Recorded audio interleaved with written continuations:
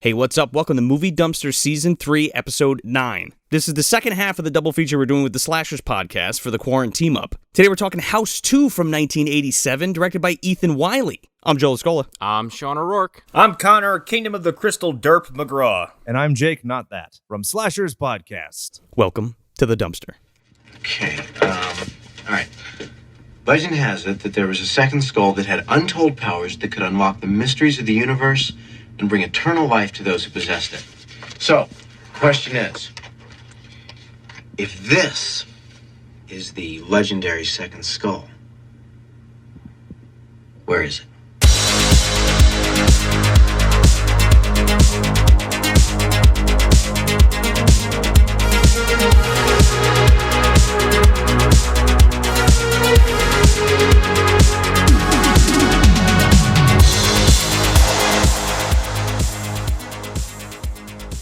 Hello, Jake, not that. Yeah, so we got Jake on from the Slashers podcast. Would you like to say hello and introduce yourself? I would love to. Hate to interject. Usually I'm the foul-mouthed loud one on my show, but then I figured I should be polite amongst other people so I don't be overly abrasive. Amongst other loudmouth people.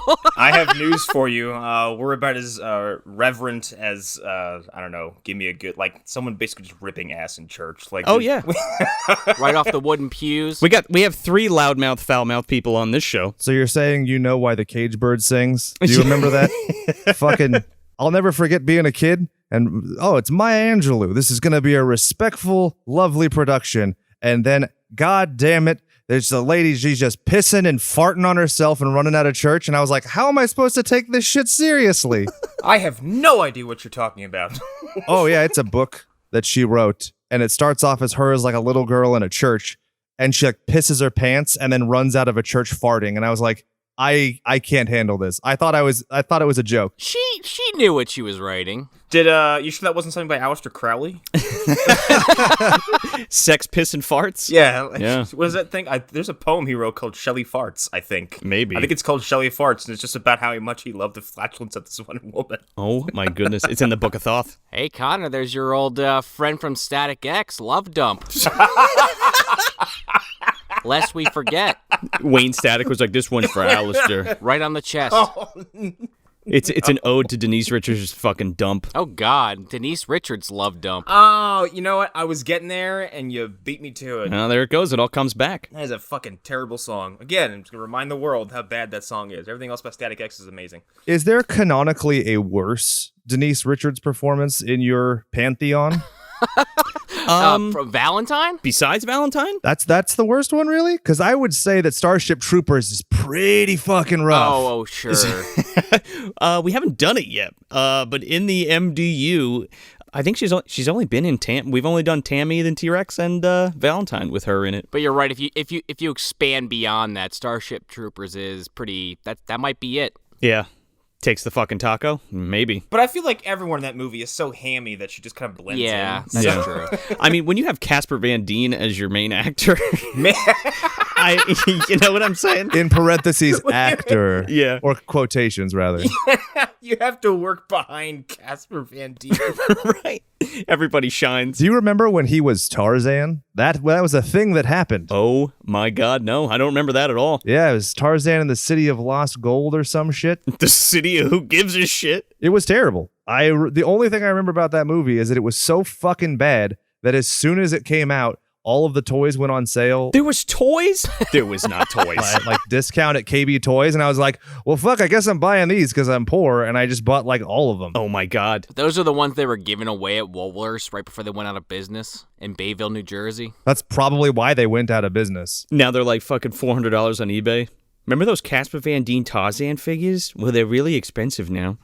The collector's items. I know he came back for the third or fourth movie. I can't remember which one, but yeah, he eventually returned to that dung pile. They had like an animated one, Marauder, right, or some shit, and then the live action. The second movie is abysmal. My God, I can't believe how bad that movie is. How do you fuck that up? By stripping it of its budget and making everyone stand in a boring-ass bunker for 90 minutes and having to occasionally shoot at bugs. I got 3 words for you. Paul Verhoeven. Done. Yeah. Yeah, man. So this is the second half of our quarantine up, and we had done the first House movie with Slashers Podcast, and we joined Jake for his most recent episode that is out now. Yes. So if you haven't listened to that yet, you should probably go do that, and then hop on back over here and listen to the sequel, the second story, if you will. Sequel to the movie and sequel to the podcast. Yes. Yeah, I don't remember it. It was a fever dream of bliss and tantric sex, so I don't know that I have the wherewithal to make callbacks, but, you know,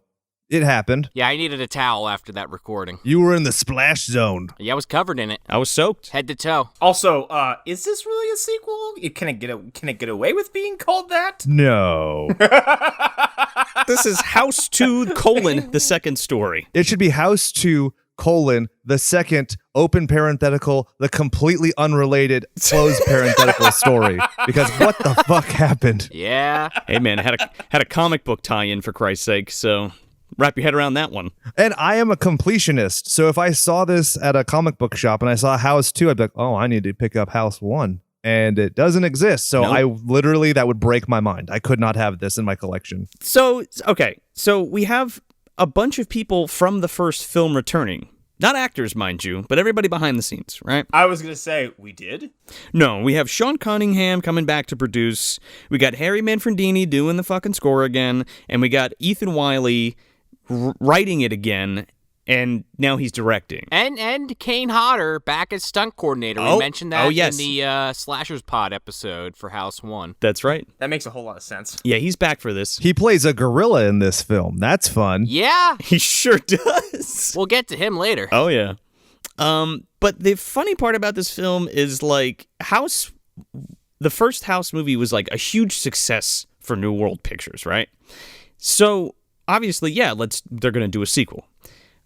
In what fucking world does it make sense for somebody to be like, hey, baby, we're doing motherfucking House 2. I'm gonna pull out my fucking cigar. I need that script in 2 fucking weeks, baby.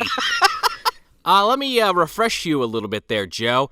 Anybody hear of Blair Witch 2? Ring any bells? I don't know what you're talking about. Season of the Witch? Book of shit. I've never seen that movie. What are you talking about? I've never owned it. Calling it a movie is very generous. Yeah. If you go by the opening of our episode, Joe just goes, nobody should watch this movie. No, Truly. you don't need to. Let me tell you this. My mom, she's a crazy person. And so whatever, it was it was Christmas. She got me the Bear Wench Project and the Bear Wench Project 2, knowing that it was a skin flick. Okay. And then gave those to me. And then I saw Blair Witch 2 and I was like, there is literally more production value and story structure in the Bear Wench Project than in this fucking sequel. Oh, yeah. And let's be honest, I actually think that there is more connections between Blair Witch 1 and 2 than there are between House 1 and 2. I mean, there's actually some weird connections between these films in some ways that we'll get to. I'm not even wholly sure these take place in the same goddamn dimension. Yeah. I think Kane Hodder is a better through line between these two films than the Blair Witch is between Blair Witch 1 and 2. Yeah, probably. I think that if you were to approach the first movie and say, how do I make a sequel to this? And you look at how that one ends, you go, wow, that's left with lots of dubious moral and legal questions that I don't want to answer. Let's just change houses. Well, it's almost like maybe you could do it like Hellraiser, where, the main character, what was his name in that film? Uncle Frank? In House 1. Oh, William Catt? Roger Cobb is his name. Yeah, William Catt, maybe like Hellraiser 2. He wakes up in the hospital. He's like, everyone thinks he's crazy. Hey, maybe. That could work. And then Big Ben comes back and steals his kid again, right? Right. Or he's chasing him around the hospital, but now he's like in a fucking like hospital getup. He's got the fucking scrubs on and shit. He's going after him with, I don't know. It's like super wacky. I don't know how you would really do it. Not to engage in one-upsmanship, but I have a thesis I'd like to present. Oh, shoot. You know how his shitty wife pulls up in her taxi and my kid's alive and the house is burning and everything's fine. Right. I like the idea we just completely steal from the Super Mario Brothers movie, and a version of her from a different dimension comes out of nowhere with a machine gun, and she's like, let's fucking do this. And he's like, all right, well, the kid's alive now, so fuck this dimension, I'm out, and jumps in with her, and that's how we get a sequel. Oh man, she kicks down the fucking door. You're never gonna believe this, Roger. Grabs him and Norm and fucking pulls him in. Shows up with Cybo Man next to her. They're both packing. She shows up with the MDU Avengers, like, this is Oh my god. It's her, Cybo Man, Baldwin, John Hurt's there.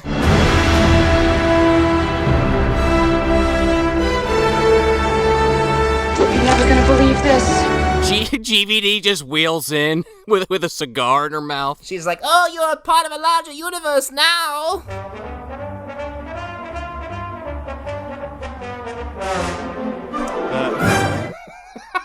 So Sean Cunningham was like, yes, okay, we're gonna make House 2, and I need the script in 2 weeks, and maybe we'll bring Big Ben back, but question mark. And he's like, well, how are we gonna do that? I don't know. Well, we'll just bring back the jungle. How's that sound? Just the jungle? This was so like ill thought out, and they didn't bring anybody back from the first film because they wanted too much money, so they were like, fuck it. Because I think that the budget, I don't know what the budget is on this. I had about $3 million from what I read. This film is made on favors. That's a way to put it. Straight up. Because, that always works out for the better. Okay, so Ethan Wiley has never directed a film. This was his first film, and I think the only other film he did was Who Could Give a Shit. It was like some direct to TV or some trash, right? But Ethan Wiley was an effects guy too, who worked on like Return of the Jedi and Gremlins and stuff, and he had a lot of connects with guys in the business. So he manages to swindle fucking Chris Wallace, who's worked on like Gremlins and The Fly and The Golden Child and stuff, and fucking Phil Tippett. Get the fuck out of Phil Tippett worked on this? Phil Tippett was the supervisor of the stop motion animation in this film. Oh my god. No wonder it's so good. Best part of the film. They fucking did it for a song, okay? And it was basically Ethan like begging them to work on this low budget flick, and they did. And really, the effects in this movie are quote unquote like super rushed or whatever, but like they're the glue that holds all this shit together, in my opinion. They look really good in my opinion for being rushed. Yeah, you're definitely waiting for like the next big effect. Yeah. In a few instances, some of the effects are actually kind of jaw-dropping, but you have to get through the rest of the movie, which it's at some points, like, first of all, it takes an hour for like a good joke to land, and in between that, you're like, what the fuck is happening? It's also one of those things where it's like, they wanted to make us. It should be easy, right? It's like okay, the idea of the house, it's a haunted house, and crazy shit happens, and you kind of have like unlimited play there as far as where the dimensions and things like that go. But for this, they just kind of abandon the haunted house, and they're just like, yep, it's a fucking temple that opens to different dimensions. Question mark. It's just a parade of nonsense until it ends. Really, I don't know. I feel bad because like the director was so hype on this film and like so excited to make it, and like I don't know if he really thought about like what he was doing. You know what I mean? He was like, all right, throw some, okay, caterpillar puppy and fucking pterodactyl and a barbarian. What about his girlfriend? Forget it. She's gone from the movie. I erased her from existence. Right? Which one? Both of them. I don't give a fuck. We got Amy Yazbek, but guess what? She's gonna disappear. Which blonde girl? The one from Friday the 13th. Oh, God. Tina! So, yeah. So, does anybody want to try to plot crunch this real quick? So, a man digs up his mummy grandpa, and then he gets a crystal skull, and someone takes it, and then he gets it back, and someone takes it, and he gets it back, and someone takes it, and then he gets it back, and then someone takes it, and then the credits roll. Yeah, pretty much. That's it in a nutshell. It really doesn't have too much to do with the house itself, and has more to do with like an ancient grudge between two zombie cowboys. It's an ancient Aztec by Crash Bandicoot curse. or something with a fucking crystal skull and old mummified cowboys and stuff that just defies reality, and just like it's like that's the Stone Age, but there's also insect puppies. A crystal skull? Hang on, Connor. Let me get a pen real quick. That's crystal skull, huh? Steven! I'm gonna sit on this idea for 30 years. I got an idea. Remember that movie House 2? Are you saying this is the impetus for George Lucas? The funny thing is, Dan Aykroyd was also in that room, and that's, he's got that vodka and the crystal skull. He took it in a different direction. Hey, I've heard that shit is delicious, apparently.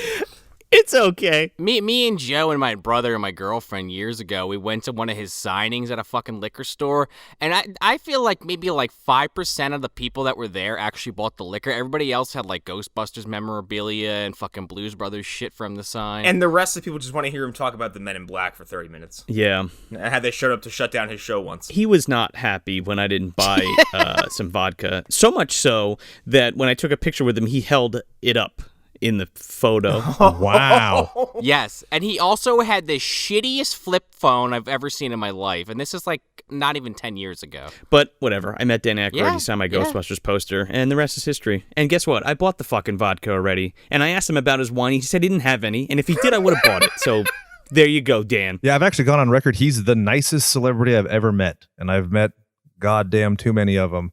But I had a shitty little band, and we had gotten signed to play the Whiskey A Go-Go, and we were out in front of the House of Blues back when that was still around. And he like walked out of his way because he could just see that we were like happy and talking. He's like, "How you boys doing?" And talked to us for like 10 minutes, Wow. and then just walked away. It was like the nicest, Holy most shit. pleasant experience ever. So That's awesome, dude. hopefully I redeemed him to the people who are like, well, fuck him and his vodka. Nah, I like Dan Aykroyd. He's a good guy. Not like fuck Dan Aykroyd, but he was just kind of like, yeah, all right. Yeah, you came, he's there to promote the vodka. He was there to promote the vodka, not sign Ghostbusters records. Right, because he wasn't getting paid. It's not like I handed him a 20. He just signed my shit for free. But he was super. I mean, he was a nice guy, but he was. Yeah, You could tell he was yeah. pissed that I didn't buy anything. That's like my dad back at Chiller Theater, like probably 12 years ago. He's trying to talk to Bill Mooney, and Bill's like trying to push his fucking Fish Heads records on my dad, and my dad's like, yeah. So Lost in Space, how was it? And Bill Mooney could care fucking less because my dad's just not dropping any money. Man, it's almost as good as the Keith David story. Oh Jesus, we've told that on the show before, but The Keith David story fucking tickles me because it's not like Mass Effect 3 is like, well, I mean, if you ask some people, it's I'll repeat it because it's been a while. I don't know if Jake's heard it, but basically years ago, me and Joe. Was it Monster Mania, I think? It was Monster Mania in Cherry Hill, New Jersey. Keith David and Rowdy Piper were doing like a reunion for They Live, and I had my Mass Effect fucking copy for Keith David to sign because he played Captain Anderson. And he was bullshitting, smiling with the guy right before me. The second I pulled that video game out, the fucking face went down to a frown. He looked really aggravated. I had to be like, you were in the game, right? He's like, yes. So he goes, he takes the fucking picture, or Joe takes the picture of me and him. The guy's smiling like nothing happened. I'm all upset, and then he goes to his agent or whatever. He's like, yeah, I need a fucking cigarette, and he left right after that. Wow. Like Sean was so Defeated. befuddled by it that he had to ask him again, you're sure you're in this, right? Right. So I just that made me think of it because it's like you're saying, oh, Dan Aykroyd was the best celebrity experience I've had, and I think Keith David was my worst. I kind of want to track him down and get a action figure of Goliath from Gargoyles and be like, hey, buddy. Yeah, you got to bring him the Arbiter figures from Halo. Or that time that he tried to replace Donald Glover on Community. Like, hey, you didn't get an action figure for that, did you, fuck boy? Die mad about it. Before we get into this episode, or movie, I guess I should say, Jake, why don't you break down your podcast a little for people at home that maybe haven't checked it out yet? I'd love to. So, I'm an expert on all things. My credentials to talk to you about this film are basically, I know everything there is to know about magical skulls, given that one of my favorite movies of all time is The Phantom. And basically, I just do that with every movie where I act like just the most ridiculous little spitfuck who's like, I love everything about everything because movies aren't my life and I hate my life, but I love the movies. And basically, it's my best friend and I, and we talk about everything. We try to be as informative as possible just because I feel like there's so many podcasts where it's just like, fuck this movie. I'm so cool. I'm better than this movie. And I'm like, all right, simmer the fuck down, Morrissey of movies. Have something positive or redeeming to say. And so if I do shit on something, I'm like, fact, bullshit, fact, and then I move on. We've recently started doing episodes that are more in the vein of about an hour, just because there are so many goddamn podcasts out there, and it's like a daunting undertaking to like look and you're like, oh my God, it's a 17-part, 4-hour each thing on Home Alone Part 3, Taking Back the House. I can't do this. Oh no. And we don't just stick with straight up horror. Like it's not going to be like, Serbian film or something like that. I think our main vein is really like a lot of horror comedies because like for instance, my favorite Friday the 13th is Jason Lives. And that movie makes me laugh every time. Like there's so many good parts. That's fucking great. Classic, man. Yeah. It's the best one, I would argue. It is. It's inarguably, it's the best one. Top 3. Yeah, top Easy. 3, yeah. And I love when people try and shit on it. They're like, it doesn't even make sense to hit the lightning. And I'm like, it doesn't make sense that he's a fucking zombie person either. What the fuck? There's so many great scenes. Like, who gives a shit? Also, let's just gloss over the fact that like he died as a boy, and then 6 months later he's an adult man running around the woods, and then within 48 hours he's completely bald. Who gives a shit? Who gives a shit is exactly right. Yeah, you're 6 fucking films into a franchise. That bothers you? Wait 3 films, buddy. Then you're gonna get real upset. Wait 4. I would say no. What Jason Goes to Hell is when things start to get really wacky. No, yeah, sure. Yeah, but Manhattan, I'm in the camp of that fucking movie sucks. Like, Yeah. I just don't. It's terrible. It's like, I used to like it as a kid, and then I like went back and I'm like, this movie sucks. Like, this is a bad Friday. I like 2 scenes. When the fucking chick with the guitar gets killed is pretty good, and the boxing scene because it's just iconic. That's cool. The guy getting his head punched off. Arlen's description of that movie is the best. I'm like, what'd you think of it? He goes, lethargy. He's like, it was lethargic. He's like, I hated it. That is a movie built around one scene where it circles around him and he's in Times Square. That's it. That's the fucking hook of the whole thing. And he's in it Yep. for, I mean, not to beat the fucking dead horse, but he's only in the city for what? The last 20 minutes of the fucking movie or some shit like that? Yeah, and they filmed it all in Vancouver anyway. Yeah. He's like Feifel Goes fucking West when he's like hanging onto the boat. Like, God damn it, just kill someone. There was so much to play with there, and they're just like, fuck it, it's on a boat for most of the movie. We're just mad that we couldn't have Freddy yet. Yeah. Not to beat it to death, but it's like you're selling people on the idea that he's in fucking Manhattan, and that's all you could come up with. It's on the poster. A poster that New York got very upset about, apparently. It is one of the best posters, though. And so just to peddle my wares, we're available fucking everywhere. And if you can't find it, like there's something wrong with your Google machine because it's just Slashers Podcast. It really doesn't get easier. We're on everything.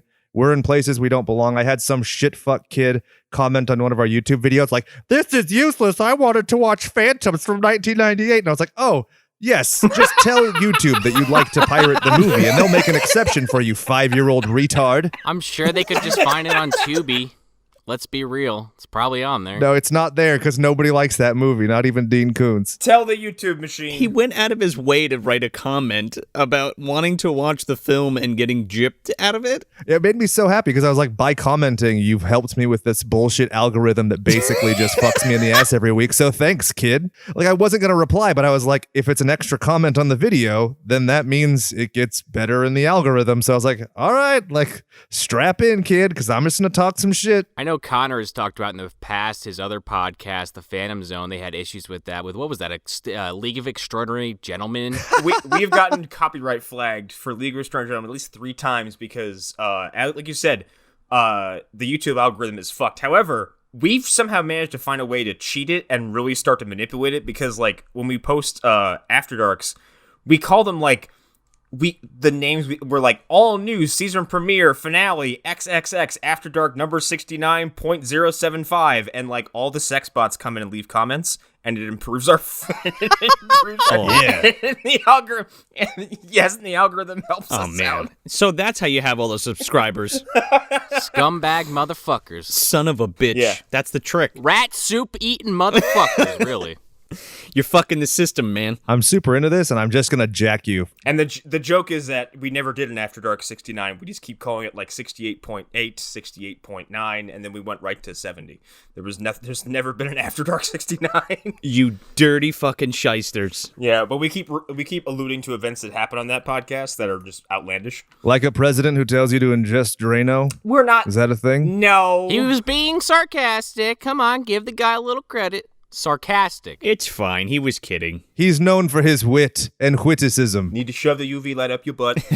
You ever stick a fucking one of those police things up your ass? You know, those things that you look in a hotel room? I wouldn't look at my hotel room, though, with one of those things. But you stick one of those right up your ass, all different kinds of light, you shine it up your hole, and it cleans you, disinfects you. Or just the piss everywhere. As soon as you said, alluded to that, I kept thinking of Forensic Files, because the guy's always like, and then they sprayed luminol. And then it's black light, and it's just like cum and just everywhere. Yeah, that's what was on me earlier. That's what we were talking about. Oh, Kelly, he was a good man. So, House 2, the second story. Frightening strikes twice. Frightening does strike twice, or does it? Because this movie's not scary. I think that's my biggest problem with it. I don't mind silliness, but it's like, something happen, please? Yeah, they lean heavy into the comedy in this one, and I feel like that's due to the fact that Ethan took Yeah. Fred Decker's idea and then made it funny. You know what I mean? And here it's just like, what do I do now? Another story? I guess I'll just make it goofy. I mean, for being such a comedy, it opens in a pretty dark way. Yeah, right? Sure. It's like 1950 whatever, and for reasons never explained. This couple like puts their kid in a car and sends him on his way for reasons. Yeah, and then Yosemite Sam comes back from the dead, and he's like, and he's voiced by Dr. Claw. He's like, "Where's the skull?" Oh, dude, it's Frank Welker, straight up. That motherfucker voices like 4 different creatures in this movie, including the main bad guy. He's the voice of every 80s boogeyman. Like, they just go to for like, hey, you want to be a villain? Don't change anything. Just do what you usually do. Slim Reezer's his name. Slim what? Oh, I thought it was the Shockmaster. Any WCW fans? No, he comes in a little later without the helmet on. The guy in the makeup, though, his name's Dean Cleverden. I've never heard of him, but he's in a few episodes of like Tales from the Crypt and shit. Anyway, but yeah, so Dr. Claw shoots these two people, and we fast forward 25 years later, and it's the house again, where somebody inherits it. Just like the first movie, remember? Yeah, the only correlation so far. I'm suddenly thrust back to Pumpkinhead 2, where it's like, hey, you remember the first movie? Disregard it, fuckface. Oh, yeah. Except it's almost everybody involved from the first one on this one. That's what's blowing my mind here. Yeah, because we theorized in Pumpkinhead 2 that somebody came along and was like, yeah, I've seen Pumpkinhead across the room in the dark with, with a blanket over my face. I saw it on the shelf at the video store once. Yeah, or a Troll to Troll 2 situation where you're like, what? Right. And that wasn't Troll 2 like an Italian couple who just had no fucking idea what they were doing and just they just named it Troll 2. Who hated vegetarians, yes. It was a complete cultural distancing thing. Like, I remember describing that movie to my friends because like I was poor as fuck as a kid, so we didn't have like HBO or anything. And so when I would vacation with my grandma over the summers, I would get HBO and it was dope. When I wouldn't spend time outdoors, I would watch the aforementioned HBO. And I came home and I was like, there's this movie where a kid pisses on his family's food. And they're like, no. And I was like, no, I've seen this. It happens. And nobody believed me. And it wasn't Rawhead Rex, believe it or not. Yeah, I got a chance to see Troll 2 at the Philomoka with George Hardy in attendance. It was a fucking blast. But yeah, this what is this dude's name? Yeah, every guy in this movie, with the exception of his friend Jesse. Well, Jesse, he pulls up with Tina from Friday 7, like we were kind of hinting at earlier. She stepped out, and the first words out of my mouth were like, "Stop lying to me, Tina." How do you even say this guy's name? His real name is like Ari? Ari Gross, Ari Gross, yeah. He plays Jesse, and then Lar Park Lincoln, as Connor said, is Kate. And it's the Tina. It's Tina. Tina. Every guy, with the exception of Charlie, who looks like fucking Jim Carrey from Dumb and Dumber. Yes, he does. I will also offer, if they ever did a remake, Charlie needs to be played by Will Arnett. I can kind of see that. Will Arnett in a fucking house movie? I don't know. Sign me up, dude. Give me that shit. I'll take it. Yeah, okay. But yeah, every dude in this movie, including Bill Maher when he eventually shows up, has the exact same haircut. We'll get to his dumbass. Yeah, let's get to it because I want to break these fuckers down. I want to break Bill Maher's fucking... I'm a self-proclaimed libtard. I hate Bill Maher. Yeah, we're getting there.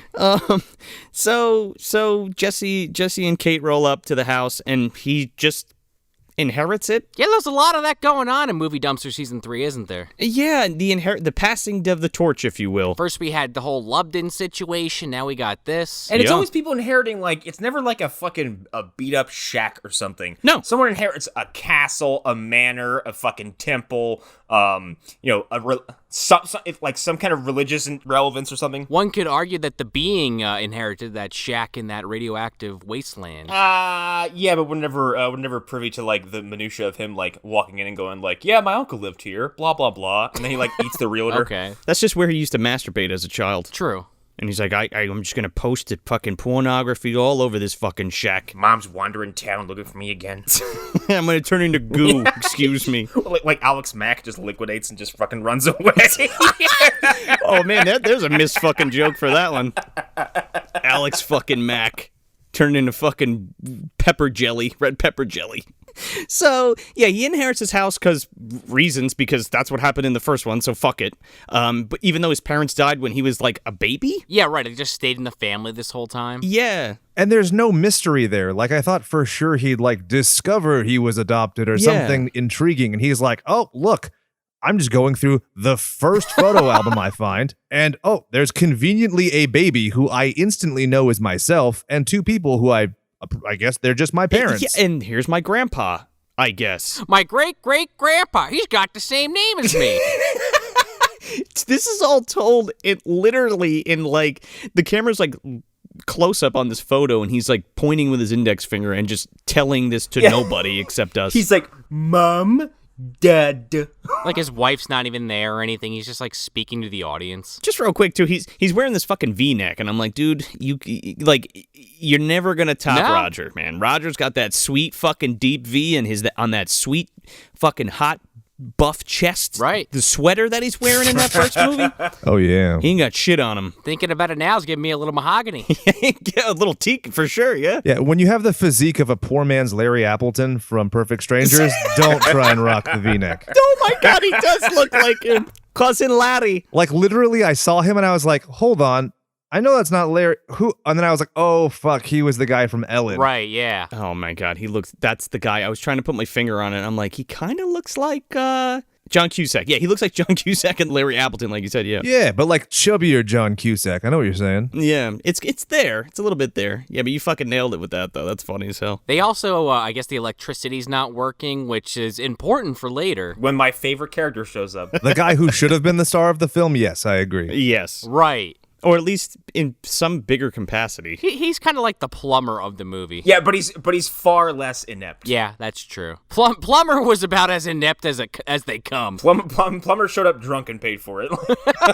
Well, he ascended after that, so maybe it was worth it. He ascended, dude. Yeah. I can exercise, but drunk is no problem. It's all part of the plot. It's all part of his story. This was preordained. I have to die drunk. So Charlie and Lana drive up. Fucking Amy Yazbek. She's how I learned what a chastity belt was and how I learned to resent them. Oh, is that who she is? Yeah, man. Oh, man, Robin Hood Yep. Men in Tights. I didn't even pick up on that. Maid Marian and Robin Hood Men in Tights. She was John Ritter's actual wife in real life, but she played his wife in Problem Child 1 and Annie, the nurse who he falls in love with in Part 2. Which is weird. I love that idea. I love that. Problem Child 2 is one of my favorite comedies of all time. Those movies are good. I just always found that a little strange, but I could see that kind of logic wrapped around it. That's the joke, though. He has a type. What's wrong with that? And for the horror fans, Dracula Dead and Loving It. I mean, it's not a horror, but it plays on every horror trope that's awesome. Speaking of vampires, Jonathan Stark is fucking Chris Sarandon's Renfield in fucking Fright Night. Oh, right, yeah. Billy Cole, yeah. Yep. The guy who, basically melts on the steps at the end there. Oh, yeah, Peter Vincent fucking shoots him a bunch of times. God, that movie's so good. I just have to say that. I know we bring it up every once in a while on this show, but... It's great. Best vampire movie ever? I don't know if I go that far, but it's up there. In my opinion, yes. You mean it's not Lost Boys The Tribe? What? Oh, That's no. weird. What is that? What are you talking about? I've never heard of that. It doesn't exist. Didn't Corey Feldman come back for that? Like the fraud? No, stop it. No, it's not a real movie. It doesn't exist. Jameson Newlander came back for La that? la la la la la la la. That's the third one. We're the Frog Brothers or whatever. Lost Boys 3. That nobody fucking asked for. All I know is that Jesse and his wife are in bed, and he's horny, and she's fucking sound asleep, so those books are calling his name. Story of my life. You just go in the other room and just start flipping through the fantasy section like, all right, what am I going to look at tonight? How to pour concrete.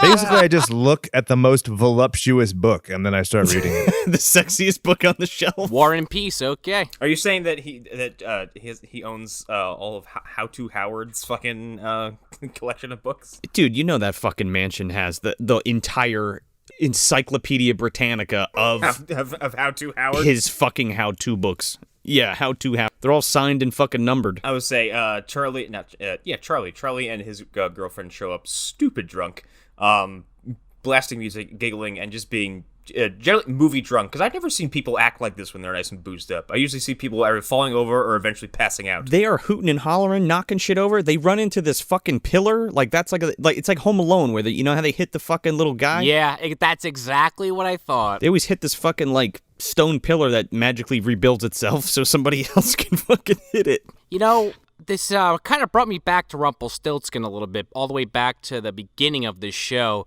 because there was a character in that movie that Connor fucking loathed, and Charlie, I have words. No. I wanted to take this man and fucking beat him to death by the end of this movie. He is the most unfunny motherfucker I've seen in a movie in a long-ass time. He has some good one-liners, but the combination of being like Lloyd Christmas, yeah, and but he's like doing a poor man's Bill Paxton at times, and like you say, he looks like Lloyd Christmas, and like he's constantly in stupid colored shirts, and he's just like the whole fucking movie. He's supposed to be the stupid comedic sidekick or whatever. But I want to hold him underwater until the bubbles stop. Okay, that's the problem. Well, that's why I go back to Max from Rump, because like I don't mind Max in that film, but I totally get why people would hate that character. You know why you guys hate both of those characters? Well, I like Max in Rump. Sure, okay, you like Max, but you hate Charlie in this, and then vice versa for Connor. But they're both comedians in real life, and they both improv all their fucking lines for the movies. Well, it adds up at least, I guess. Stop letting people do that unless they're really good at it. Like James Woods. Yes. Oh, shit. Hey, it's gonna take a walk down your chocolate highway. Hey, you take a fucking garlic, stick it up your fucking ass. What do you say? Hey, you gay? You gay? You gay? You gay? I'm messing with you. Just give you wood or what? I really just hate that he like doesn't just stay shitty. Like, I don't know if you've seen The Last Dragon, but like Eddie Arcadian, right? It's the same fucking guy when it starts. Like, I'm having this over-the-top conspiracy to try and get my arguably talentless girlfriend noticed so she can peddle her like Cyndi Lauper wannabe music. And then like I wish that he just stayed fucking terrible and annoying. But instead he's like, after that one kind of shady thing, the worst you could say is that he gets a corpse drunk. And then the rest of the movie, he's not like a morally like forthwith compass, and he's like just good. There's no conflict. Or whatever. We're just dropping the fucking plot soon. But first we gotta go dig up Grandpa. Yeah. That's your transition. That's how it happens in the fucking movie, dude. It's the movie's transition. They're just like, yeah, fuck it, let's go do it. Well, before they quote unquote dig up Grandpa, they have that scene that Jake was just kind of alluding to, where because I guess Tina from fucking Friday 7 is like a record producer or some shit, or she works for Bill Maher, who's a record producer, and this girl that Charlie brings with him can sing, so he's jacking the fucking radio all the way up to get her attention. And like Amy Yazbek is like singing to it in her underwear, but she has really nothing to do except that. Yeah, basically. Yeah. Like, she's funny as hell, and she has nothing to fucking do in this movie. She disappears at some point, along with everyone else. Yup. Well, then Kate, she runs back to the phone and says, "You gotta hear this, Charlie." She goes there and she's like, hold on. She's like, what's happening? She's like, oh, she's a singer. Is she contracted? No, we don't believe in success. And then she runs back to the phone. She's like, hold on, we got live ones here. We got two absolute dummies in the next room, okay? Like, it's your cousin Marvin. Listen to this. Yeah, there you go. Exactly. Basically. And she's like, I got that hot new sound we've been looking for. We're gonna fucking sign it, baby. Come over, Bill Maher, so you can kiss me on the fucking lips in front of my boyfriend or husband or whatever. But yeah, right after that, they go to dig up Grandpa because he's an outlaw and he has this skull, I think. Look at this photo that I found. Jesse's like in the basement randomly, and he's going through all his, inherited shit in the basement, right? The family history stuff. I got a question real quick. How often do you think this happens? Where somebody just has a gigantic estate with a complete family history just in boxes that date back to, like, I don't know, the fucking late 1800s or early 1800s? I would be shitty about this, but then that's also the plot of The Shining in the book. So I'm like, I give it a pass. Yeah. It's probably more common than you think, but it's probably also a really low chance, if that makes sense. Yeah. Anyway, so he's going through some shit, and I think he just, like, stumbles across a photo of his grandfather with the crystal skull, and then, like, there's a Lifetime magazine with the crystal skull on it, like, right next to it. Right, yeah. And he's like, oh, they're two different skulls. And he's like, hey, Charlie, come over and look at this. He's like, yeah, my grandpa, he was an outlaw. I'm proud of him. Or whatever. He had this skull, and it went missing. They never found it, but, hey, he might have had it. You know what? I'm going to open this other book, and it says right here, the Aztecs used to fucking wrap the dead up and put the jewels with the dead, even though my grandfather's not Aztec. Yeah, right.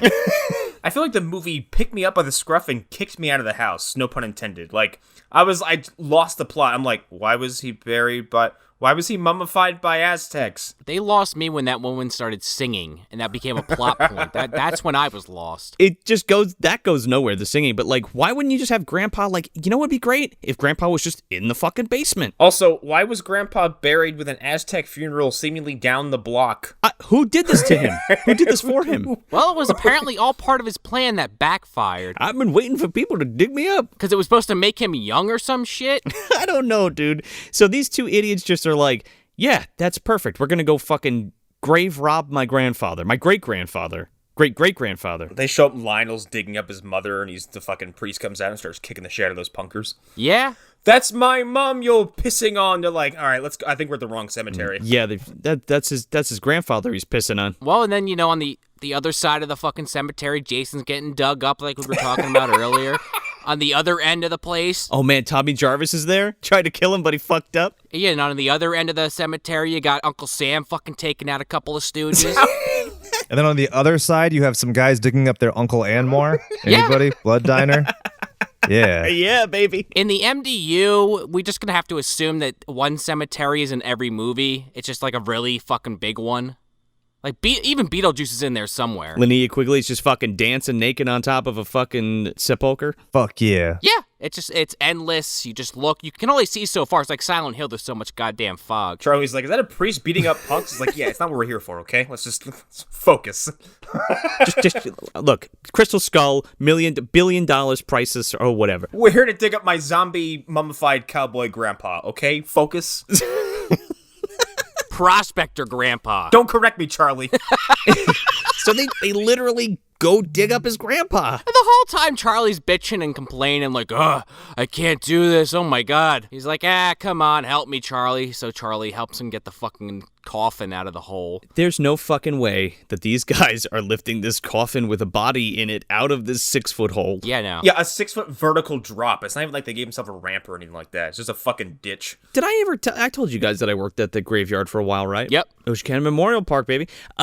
It took like 4 or 5 of us not only to just carry the coffin to put it in, like, where you lower it because it gets lowered in straps and then put in a fucking vault that gets slammed shut with, like, a fucking seal on it and stuff. But, like, there's no fucking way these guys are lifting this coffin out of this hole. That also allegedly has treasure inside of it, too? Like, yeah.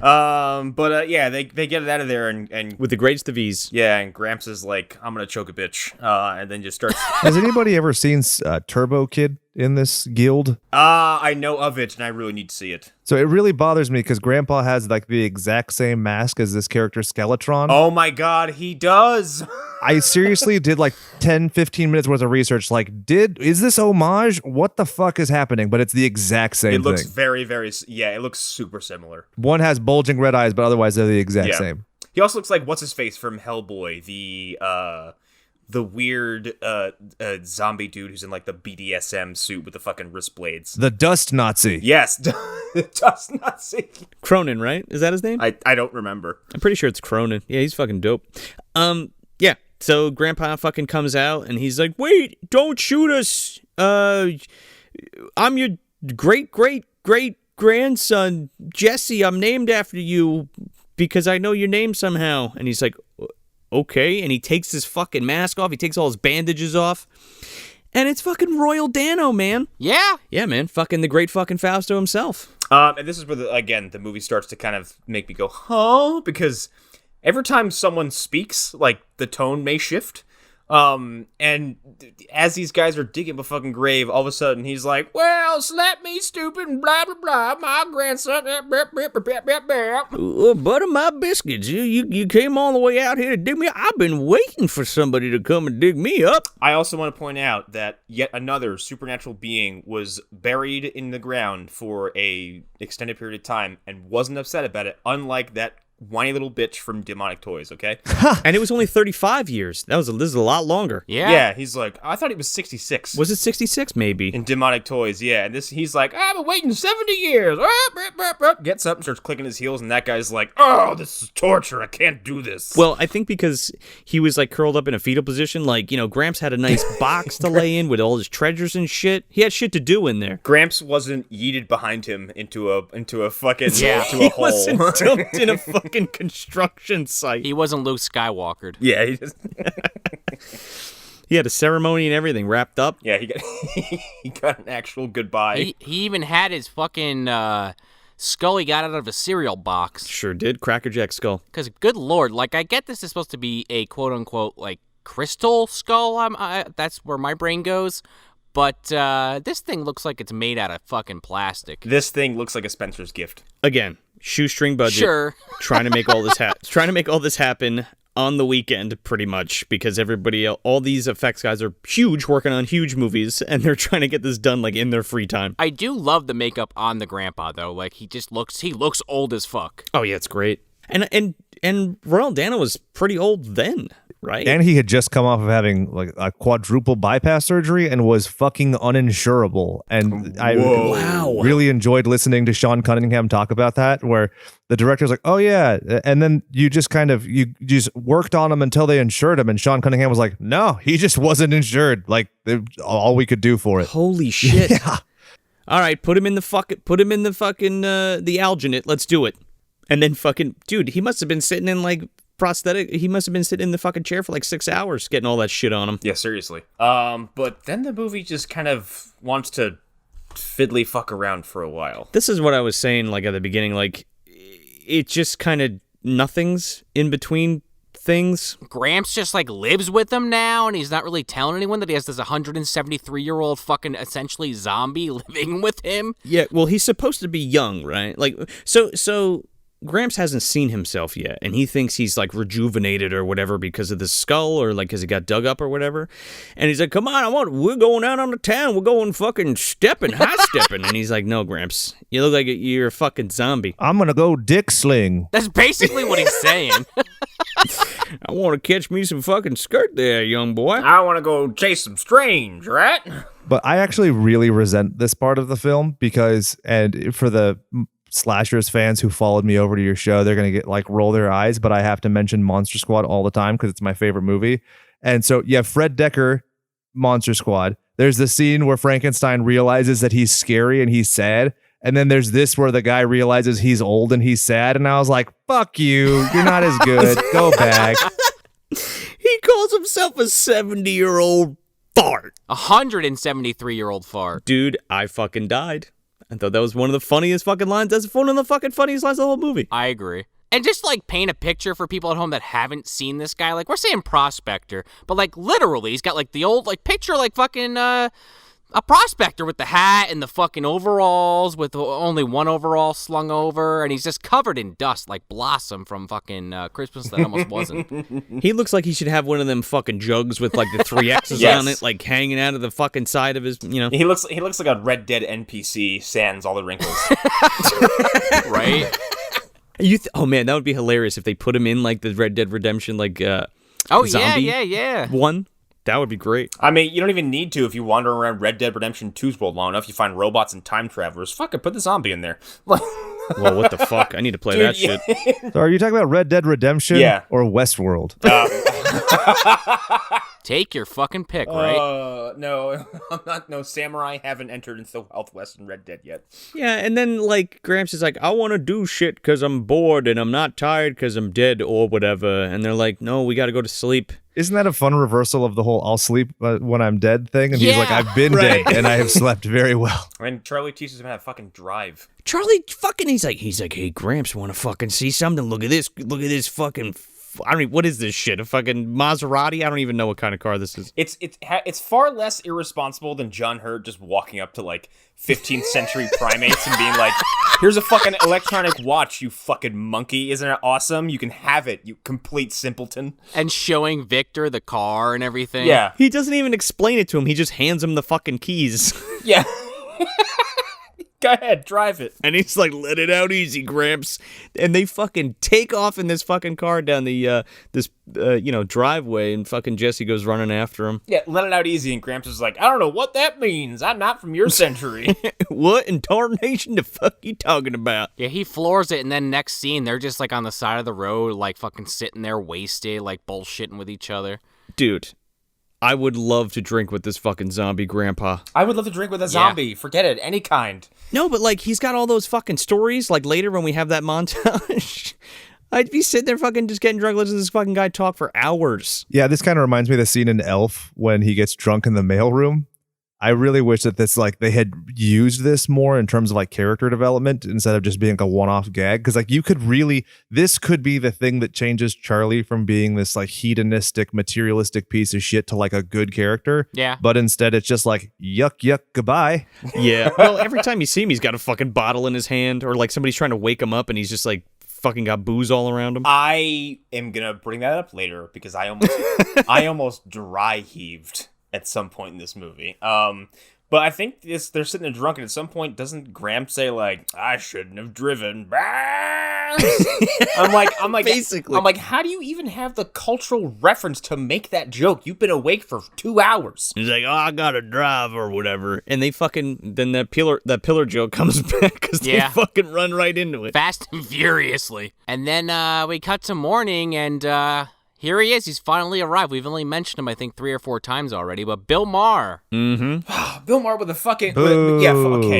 Boo. With basically like a mullet, but he has curly hair, so it just looks extra bad. God, young Bill Maher looks like Robin Williams and, like, what's-his-nuts from Beverly Hills Cop stepped into the fucking fly teleporter. Judge Reinhold? Judge Reinhold? Don't you dare besmirch Judge Reinhold, you slut.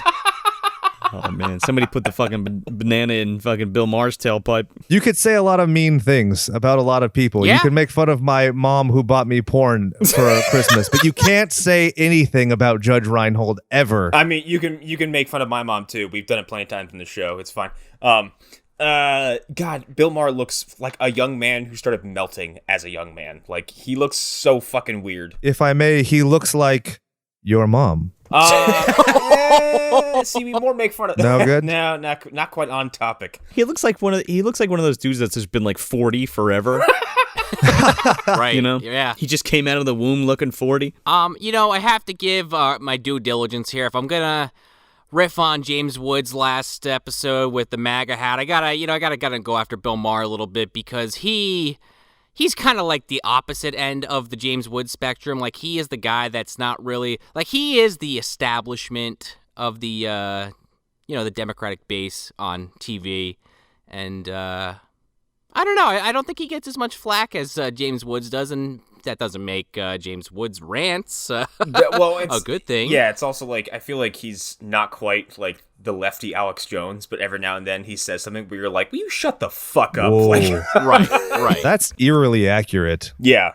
Like, what was it? Last year after Stan Lee died, he was like, hey, that guy's dead. Better take this opportunity to shit on comic book readers, am I right? Yeah. Cool. And made a big old ass of himself for like 2 whole weeks, and like pretty much the entire industry, like a lot of people, like Neil Gaiman was like, hey, how about you read something and then come back and try to criticize the medium? Until then, politely be quiet. You fucking idiot. But he's the type of guy, too, that'll, like, lecture somebody about one thing and then go on his show and do it and say, oh, what the fuck's everyone so pissed at me for? Yeah. But hey, Bill, dive ban about it, okay? That's all I have to say to you. Yeah, and he's on full display in this film. He's a cocky bastard the entire movie. Oh, he's a piece of shit in this movie, and then he just he enters a piece of shit, he leaves a piece of shit, but he also leaves the movie as the winner in his given story. He does. He walks Right? away with both women. It's fucking terrible. But here's the thing. So his motivations are shitty, but he objectively does things that are appropriate.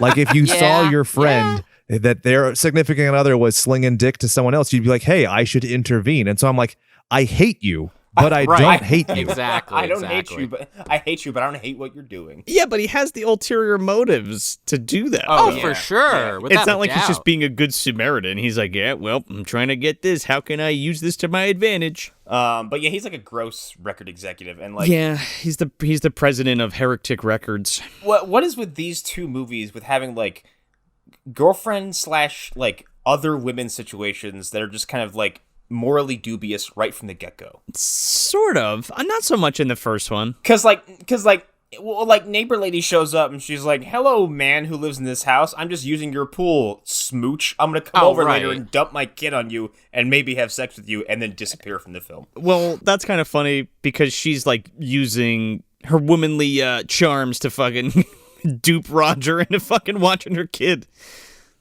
Which is kind of funny. The punchline of that is funny. This is just like, okay, he's a scumbag. And to be fair, like in that movie, she left Roger because of everything that happened with the kid, and she kind of like clearly blamed him. This movie, it's like, no, she's just his wife's just doing her job, to be fair, and like she just works for this kind of womanizer guy. But she's kind of into him too, so it's easy for her to doesn't he walk up and kiss her right in the mouth? kiss her right on the fucking mouth. Yeah. And I'm like, Jesus Christ. Yeah, super creepy. And then he meets what's her face, Amy Yazbek, and they kind of just go away for a while. He's there to like interview her or whatever. So he takes her and takes Kate and Amy Yazbek out. Or Amy Yazbek's Lana, by the way. Not that like it fucking matters because she's in it for like 2 seconds. But yeah, they go and have a meeting or whatever. And then we have actually my favorite scene in the film. They go back down to the basement to see how Gramps is doing, and he's just got this box of tissues, and he's taking one out after another. Like, man, where do they all come from? They just keep coming and coming and coming. But then immediately after he says that, he runs out of them. And then he's like looking at the box, like, hey. This void of infinite paper seems to have run dry. He goes, I broke it, and then throws the box. And then he just starts shitting on Ronald Reagan, which I thought was hilarious. He's like, this guy, he can't act. Calls him a fucking pansy. To call Ronald Reagan a pansy is awesome. He's like, he wouldn't have survived in my time, and this is when he starts going on to his fucking life story. Yeah, they asked him about Slim Razor, like anybody gives a shit, who's watching the movie, and they're like, oh, time to get back to the fucking actual plot. Well, yeah, they ask him about Slim because they're trying to find out his past about the skull, and then he's like, he tells them about that, and then Jesse's just like, hey Gramps, because that's what they're calling him now. You ever rob a stagecoach? He's like, yeah, I have. All the goddamn time. And then there's just like a montage of him telling stories and them drinking beer. Yeah, they kill they kill a 24. Easy. They're drinking that Bud Dry. Again, it's just like a bunch of crossfades. I don't need it. You know what I mean? Like, we don't need to see this part. And if you're going to tell the fucking story, tell it. How does Grandpa get drunk if he's dead? But he needs more beer, man, all the time. So maybe that's the thing. This is the only thing that can sustain me now. That Crystal Skull and 6-pack of Bud Dry. part of that con artist Aztec curse. I'm starting to think those guys weren't really Aztecs. And then in the course of them having this conversation and Bill Maher's listening to this woman sing, 50 or 60 people end up in the upstairs that no one really notices for a fucking Halloween party. Yeah. This is when I was getting serious Dead Alive vibes. I was like, oh no, this is going to end poorly. It never goes there, though. No, it doesn't. I'm disappointed. And why are we throwing a fucking Halloween party in this movie? Yeah, we blew it again, guys. Yep, we sure did. I was thinking the same thing. Me too, because it was like, when they bring Gramps back, he was like, what year is it? And they're like, 1986, October 30th. I'm like, skirting around it once again. I missed that line. When this happened, I was like, oh. And Charlie's like, oh, I forgot I invited all those people for a fucking Halloween party to your house without telling you about it. This guy. Sorry, I was blackout drunk with your dead grandpa. This guy is just fucking drifting in his house, just like came there to visit and just hasn't left, and he's just inviting people there, clearing out his liquor cabinet. And then we're introduced to another fucking who could give a shit character. Rochelle, his Jesse's old girlfriend? Question mark? Yes? Or his side piece, maybe? Who also walks up and just sucks on his face. Yeah. She just fucking lays it on him. And he has like a look of longing when he's looking at her, right? Like I didn't mistake that. The one that got away. Yeah, is it? And also, is he married to Kate? I think he's married. I thought it was GF, but that could be wrong. Either way, they're together in a capacity where they're moving in together. You know what I mean? Yeah, but this whole scene, I was like, oh god, it's like the holiday switch all over again. All these people suck. Oh, God. Like, it's just look at this. It's the same situation. Who invited her? But I just love that he doesn't, I mean, spoilers, he doesn't pick either of them, which I'm like, all right, that kind of redeems the situation. Like, it might have wasted time, which is annoying, but I think it's kind of cool to just be like, all right, well, I don't have to choose A or B. Like, it's not just new Coke or Pepsi. Like, I'm just going to go and have a Ritz Cola. Yeah, but I'm gonna have a fucking Dr. Pibb. I'm gonna take this woman that can't speak or some shit. I kind of love the end of this flick, but we'll get there. So of course Bill Maher sees this kiss happen, and you could just see it on his face that he's like ready to tell Kate the second that he gets a chance. Man, he gets stupid excited. He's like slapping the shoulder. He's like, hey, I gotta tell you something. He's licking his lips. He's ready to fucking go. Well, but to Jake's point, like, I kind of can't blame the guy, as annoying as he is. Yeah, he's like that annoying kid at school who's like, ooh, but then you're like, well, I mean, objectively, the kid did something bad. But also, Jesse doesn't even like try to like back off on her or like try to explain it or be like, yo, Rochelle, what the fuck? He just kind of stands there enamored. He does. He's like, he's trying to fucking get his wits about him, and he's like, what the fuck are you doing here? I got a fucking grandpa zombie in the basement. He's also trying to correlate the fact that this party's happening in his house without him knowing. And also now the zombie grandpa is upstairs like trying to hit on people and dance and shit. Yeah, and Charlie's like, yeah, he's just trying to fuck. He's dancing with that chick. What's the problem, Jess? And he's like, Can I tell you what I thought the like resolution was going to be with this love triangle? When I first saw the movie, I thought for sure that Grandpa, Jesse McLaughlin, would somehow find a way to become young like the curse, and basically you just have two of the young Jesse McLaughlin, and one would go to each girl. Yeah, right? Or something like that. That is far more compelling than what we guess. Like, I guess what would happen in real life. Yeah, basically. But like which to Sean's point, like, yeah, like he contests it, but like she goes off the fucking deep end without actually having any proof of him doing anything with this chick. Sure. She assaults him, okay? Also, so all this stuff is going down. Charlie's like, who cares if your grandpa's out here? It's Halloween. Everyone thinks he looks great. Sure, it's like that episode of Alf. Yeah. Yeah, until his dick falls off inside her. Oh my god, he's wow. swimming around in there. Oh man, ill. Oh man, this would have worked 70 years ago. Oh, damn it. Oh, my twink fell off in there. To be honest, I had concerns about this, but now it's actually happened. I don't know what to say. I lost my deadwood. So, in the middle of all this, Dr. Death Steve Williams just walks down the stairs. Yeah, what the fuck? Oh, okay. Can we talk about this? I legitimately had to Google the fact that it's this guy Wetshith and not Road Warrior Animal. Yeah, right. I was thinking I was that. like, what forlorn pro wrestler is this who needed a fucking gig? He comes down dressed like Grognak the fucking barbarian from Fallout. But speaking of pro wrestlers, he plays Buzzsaw from The Running Man, which is basically just like murderous pro wrestlers. Probably one of the more memorable bad guys in that movie, too. What about Sub-Zero? Oh my god, fucking A. Plain Zero. Plain Zero. When he comes out, that gorilla we were talking about earlier that Kane Hodder's playing, he gets fucking, like, clotheslined from hell off the fucking balcony by this dude. Dude, what the and nobody fucking reacts. This guy punches a man over a balcony who then lands on a couch, doesn't die, and nobody even vocalizes. Like, nobody screams, no one does anything like, whatever, the pro wrestling man just knocked over that monkey man. It's okay. Uncle Joey did it in Full House. He's okay. Someone looks over and they're like, are they filming this for an angle or something? Like, what is this? Is this kayfabe? Are we breaking kayfabe? Does this work? Kane Hodder looks so tiny in this film. It's weird. Weird, right? Maybe it's just the way they shot him against this guy, or that guy is just that much bigger than he is. I think that guy is that much bigger.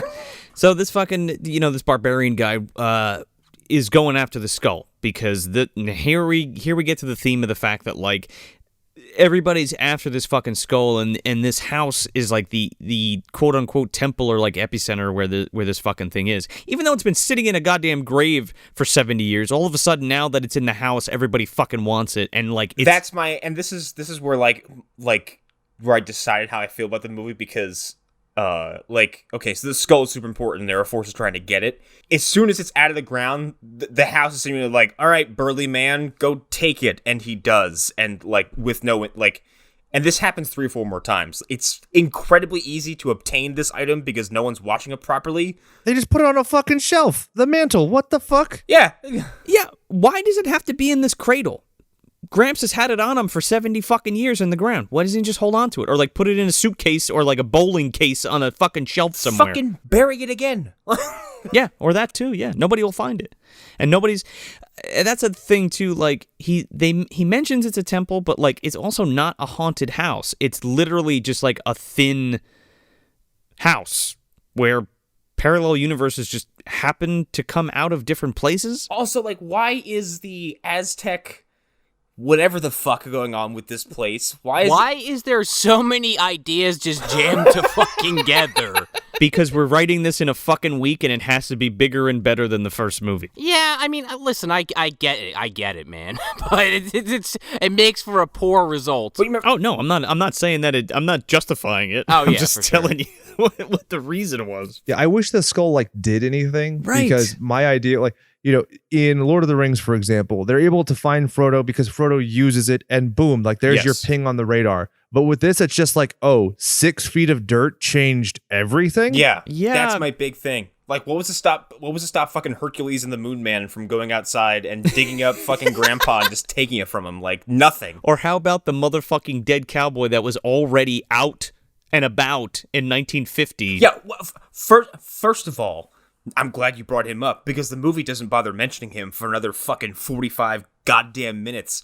And he's supposed to be the villain of the story. Like, if he has ready access to this building and is essentially just a ghost who can pop out of, anywhere, what is he doing? Is he just taking a shit the whole time? Yeah, I would love a montage of him just like digging 6 feet down and then like sidestepping 4 times and then digging, and it's like this long, like, elaborate thing where radiating from the house for the last 50 years, he's dug every single plot, every square foot to try and find this thing. And he was like 5 feet away before Jesse and Charlie get it. I mean, he's probably he's underground in those tunnels with the Being and Norm and the Bleeders. Oh, the Bleeders are definitely under this fucking house, dude. And Jan Valek's down there. They're hanging out. They got that little fucking city going down there. It's nothing special, but Granny Van Dam was definitely looking for the skull if it's something that kind of maintains your youth. I'm pretty sure she was fucking bumping in that coffin with Gramps.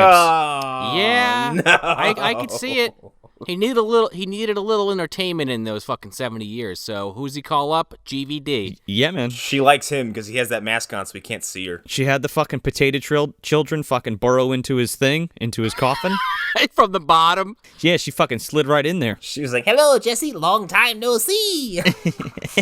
I like your bandages and your mask. Oh, you look very good as a mummy. It's my kind of thing. I like your kinks. What is this treasure? I'm gonna take it. Okay, you don't need it. You're very dead. Give me that skull, baby. But yeah, like I said, Hercules comes downstairs and fucking just takes the skull and just goes "Arr!" and runs upstairs. Dude, he runs out of there like that guy in fucking Two Towers when he's running with the bomb. Oh yeah, the fucking berserker. Like he's getting the fuck in and out of there. We're taking the skull for reasons. It's not even clear what they're actually using it for. Like that's what I mean. It doesn't do anything. They're taking it to Big Ben. He takes it so he can plan a fucking booby trap around. Just like he's like, I'm gonna put it here and I'm gonna jump out of the bushes and wrestle these guys. I guess later at the end of the film, we find out that it grants wishes. Maybe, I guess. But anyway, yeah. So he takes this fucking thing and he puts it like near his campfire or whatever the fuck he's got. Well, so he runs into the forest and like it's established that like runs into the forest. Can we elaborate on that a little bit? Hey, I'm getting there because Gramps says something. So like the whole movie so far, they're like, Aztec this, Aztec that, Crystal Skull this, Aztec this.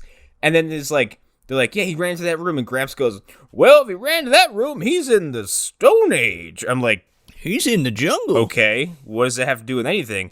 And then suddenly it's like, now we're in the fucking journey to the center of the earth. Like, this suddenly becomes a movie about fucking dinosaurs. It's a little too much for me. Also, like, you'd think it's dinosaurs, but whoever conceptualized this idea of prehistory was on lots of drugs. Because he says, like, oh, Stone Age, but we're introduced to a dogger pillar or a catter dog. I'm not really sure what to call it. Yeah. Bippy the caterpuppy. And also, like, so they get into this fucking Stone Age jungle, and they see the Crystal Skull in this campsite, and they go steal it, and Hercules jumps out and, like, bench presses them while the crowd goes nuts. And just starts, like, ragdolling all of them, and goes to murder Charlie, and then, like, a giant bipedal catfish walks up and just eats him. I'm like, what the It's like a mole I'm shark. like, what the fuck is that even supposed to be? Is that your idea of a T-Rex? Why does it have a mustache and whiskers? Like, It's supposed to be like a weird creature, but like, if it's a weird creature, why are we trying to say it's in fucking prehistoric whatever? Like, why don't we just have some crazy weird dimension where there's just weird creatures? yeah, and then, like, they're like, we got the skull. And then well, first of all, Jesse goes, I got the skull! And raises it. They were trying a little too hard for this joke, I felt like. Charlie fucking, real quick, before they go into this fucking door into this jungle, he like pulls an Uzi from his car. Yes! And like this little pistol that, and Jesse's like, what is this, a fucking lighter or whatever? And he's like, nah, man, it's a gun. You shoot people. And he actually pulls it on the fucking barbarian guy, and it turns out to be a lighter. That's a good joke, actually. I kind of like that. They also, right before they go in there, they go all Simon Basel on this fucking jungle. They start unloading. Oh, dude, they fucking Predator this whole fucking room. Yeah, it's still a room. It's like there's a lamp, but it's also a jungle. Like, Well, it's kind of like Troll 1 a little bit. Yeah, it's like the first Troll movie. Phil Fondacaro's in there like, kill me. He's got elf ears and shit. Yeah, poor bastard. Sonny Bono's a fucking pod person in the corner with a mustache. Somehow Jordy Verrill's there. We're not sure how the math works out, but it was a plant person, so it kind of felt natural. It's fine. His fucking brains are splattered all over something. Yeah. Meteor shit. Indeed. So that monster kills the creature person, and Charlie doesn't get touched, of course. He's just like, okay. Jesse, where are you? Let's get the fuck out of here. With a triumphant fucking raise of the skull, and this fucking pterodactyl comes and grabs it. he has a fucking victory pose, okay? He does a celebration taunt. Like he pressed L2 and did his fucking gesture. And then it gets taken by a fucking pterodactyl. Can we talk about how like disappointing it is that this fucking thing doesn't like have a quippy one-liner like the Flintstones or dinosaurs? It's just like meh, and it's like, God damn it, puppet, just have some personality. It's a living. Phil Tippett like animated this in 5 minutes. He was like, here you go, here's your pterodactyl. And this is what he came up with. Like, think about that. It looks good for a second, but then like it's at some point it's flying towards the background, and I guess it's designed to look like it's going up and back towards us, but the model it doesn't really fly upwards as much as it just kind of moves upwards without moving and kind of like glides across the screen. Again, weekends and free time. Yeah. And Charlie goes, wow, that thing ripped that skull out of your hands without taking any skin off. Shit. It was perfect. Why it stole it is still a mystery, and really is only there so we can have more stupid dinosaur hijinks. Yeah, because we're climbing this fucking giant tree, and In a movie called House 2, The Second Story, by the way. Yeah, we're climbing a gigantic fucking tree. it's huge. It's the biggest matte painting you ever seen. I was looking for Earl Sinclair to come in with the fucking bulldozer.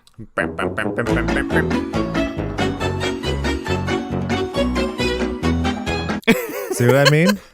He comes over, just pushes the tree over. And he gets up there and like he's attacked by like what looks like a fucking the pteranodon like pterodactyl drops it into its nest and like there's 2 eggs there. And then when he climbs up there, one of them hatches or it has hatched. Yeah, and it's looking for something to eat and wants the skull. And it's like a fucking dodo bird. Yeah, kind of does look like a dodo.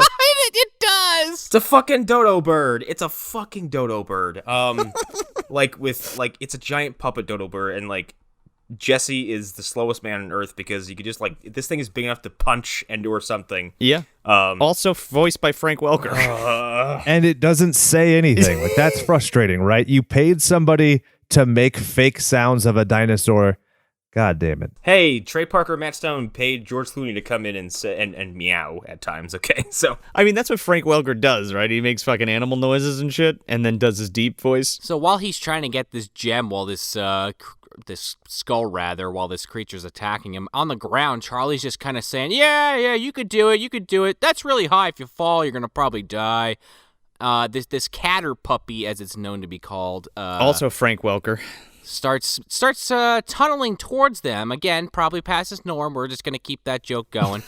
And then the fucking mama bird comes in and starts attacking Jesse at the top of the tree, and this motherfucker grabs the baby, the gem, and just fucking plummets. And they fucking Marv and Harry through this fucking floor.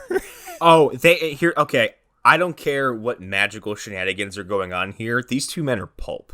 Like they I don't care if cool, the ceiling of that room broke your fall. However, when you hit that floor in your house, you're a dead man. Oh man. They go right through this fucking ground and into the basement. It is a cool effect though, because I didn't really expect that to happen. I thought like Charlie was gonna catch him, but like yeah, they hit the soil. And then suddenly they're crashing through the ceiling of another room in the house. And Gramps does have a great quip where he's like, why don't you just use the stairs? Did you get the beer or what? Yeah, he keeps asking him, where's the beer?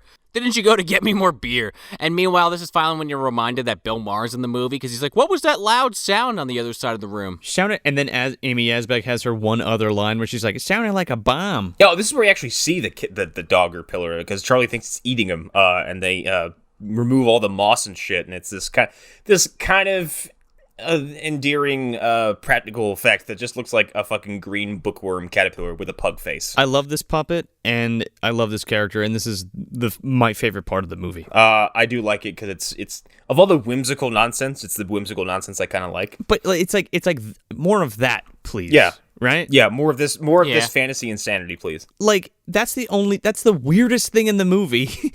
Is a dog caterpillar because everything else besides maybe the mole shark thing, everything else is pretty tame. Well, right, and you think about the first movie, how like all these really strange and varying creatures. Like I always think of that fucking that gargoyle thing that grabs the shotgun and just fucking spins it and fires it at him. Oh yeah, man. Like stuff like that. That's not in this movie. The fucking deadite? Yeah, it's like the first one had like really horrific shit that would pop out of his house, and this is just like, yeah, here's this adorable dog worm. Yeah, and a pterodactyl baby. Yeah, and this is weird because this takes place before autocorrect existed, so it's not as though like it was a typo and it was like, oh well, I guess we're just going with dog caterpillar. Like somebody purposefully went and was like, dog caterpillar. Ahem. Caterpuppy. And we're going to name it Blippy. Bippy. Oh, yeah, Bippy. Excuse me. And no one ever stops to explain what the fuck it is or where it comes from, and it's just around the rest of the movie. Dude, the stuff between the Bippy and Gramps is the best parts of this film.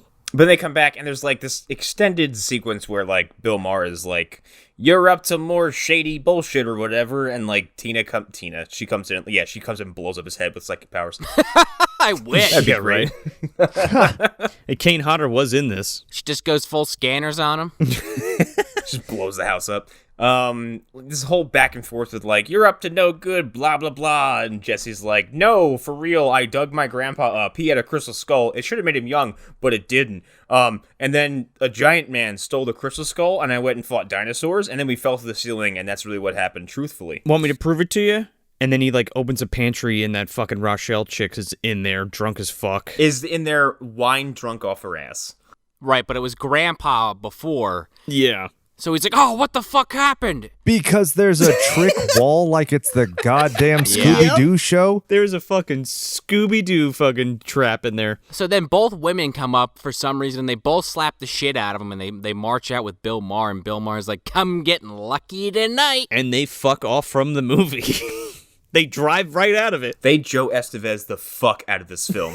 Okay? they get the goodbye Joe treatment and they disappear. Bill Maher manages to get Tina, and Amy Yazbek. And he just fucking laughs all the way to the fucking wherever they're going, the fucking Coke bar. He's gonna have he's presumably already has fame and fame and fortune, and now has another man's girlfriend, a singer. While this movie is gonna end with Jesse with virtually nothing. It's gonna be like fucking Miguel Ferrer in RoboCop. Here's my question: why does Lana leave? Why does Lana leave? Why does she just ditch Charlie? Because she's getting a record contract. Fuck him. Yeah, true. And he doesn't seem to give a shit about her either. He's like, No. yeah, whatever. I'm hitting on women at this party. They stop interacting at some point. I think it's like several scenes before this. Like they don't have any more interactions together, Charlie and Lana. It's just pointless. Why don't we just kick the fucking movie off with Charlie and Jesse? That's Yeah. it. Yeah, like the roommates or something. Yeah, right, exactly. Or neighbors. Oh. Because, he's just going to be the third wheel forever. It's also a lot now that I'm thinking about it, like it's way creepier when Roger is in the house by himself and he thinks he's losing his mind. Yeah. Rather than just like, oh, okay, well, my grandpa's a zombie and he let's walk into the closet because there's a jungle. Like when you put it into words, right? Yeah, and that's my thing with the first movie is that a lot of the supernatural shenanigans you can, as we said, trace back to and find a way to connect them to his like PTSD and Vietnam and all that stuff, and how you could even get away with saying it all happened in his fucking head. I think that's why it works better. You could hear all of that. Yeah, and Over on Slasher's podcast. Yes, you can. House 1. You should go do that. exactly. And like maybe that movie just ended with him shooting himself and lighting his fucking house on fire. But like this is like, well, and then the fucking dinosaur showed up, and then Bill Maher stole his girlfriend, and then fucking a magical electrician For no and then a reason. magical electrician showed up, and also Aztec Crash Bandicoot characters are also going to show up in a couple minutes. Plot stuff. Plot stuff, yeah, lots of it, all condensed in this 90-minute package, even though we need 3 hours to explain all of it. Yeah. So they fuck off, and then Grandpa's like, and they take Rochelle out of the fucking closet, and she just, I don't know, gets a cab or whatever. She also gets Joe Estevez. Oh yeah, she's gone. Who could care, right? Well, and then Gramps is like, yeah, there was a revolving door. I just wanted to play a prank. Sorry it was on you, Jesse. He's like, okay, Gramps, you just ruined my love life. It's fine. I'm sorry it cost you your relationship. Why didn't he just show them the fucking baby pterodactyl instead? Right. Yeah, because he opens the cabinet next to this, and like, there's the baby pterodactyl with the crystal skull in it, and it's screeching. And no one turns around to acknowledge this, and also Jesse doesn't go like, look, baby dinosaur. Or be like, okay, well, Rochelle's in that closet, but there's also a fucking baby dinosaur in here. Well, it's like that convenience thing. Anytime a movie has like a thing that would inherently make noise, but they don't want it to make noise, it just doesn't. You know what I mean? It's like one of those things. Yeah. I would love if he opens up and he's like, okay, Rochelle's in that closet, but in this cabinet, he opens it up and it's Rochelle again. It's just her head. She's That like, would just be laying great. across. She's like, what are you doing? She's secretly a magician. He just never knew. Hey, Chucky. So then, like, Grandpa's... I love this because Grandpa's feeding Bippy, like, beer in a fucking baby bottle. Yeah! I love it so much. And then, like, he goes upstairs and, like, fucks around and, like, hears, like, Spurs. Yeah. And then he gets his ass kicked by a bunch of fucking tribal Aztec guys. Yeah. Oh my god. These guys show up all Oh, yeah, man. and start, like, beating Grandpa. Like, they fucking... They mug Grandpa. Like... they just- To the fucking Crash Bandicoot music. yes. I will praise this movie in one capacity. When they go in and they're rescuing Grandpa and the maiden virgin lady, like poor man's Larry Appleton doesn't use a sword at all until it's like life or death, and Charlie chucks it to him and he like slashes the dude's throat and murders him. And I was like, oh, that's good escalation. That's like almost like his character developed right there. That's weird. Whoops. But before that happens, Yeah, we're, we're going back to that place where everybody knows your name.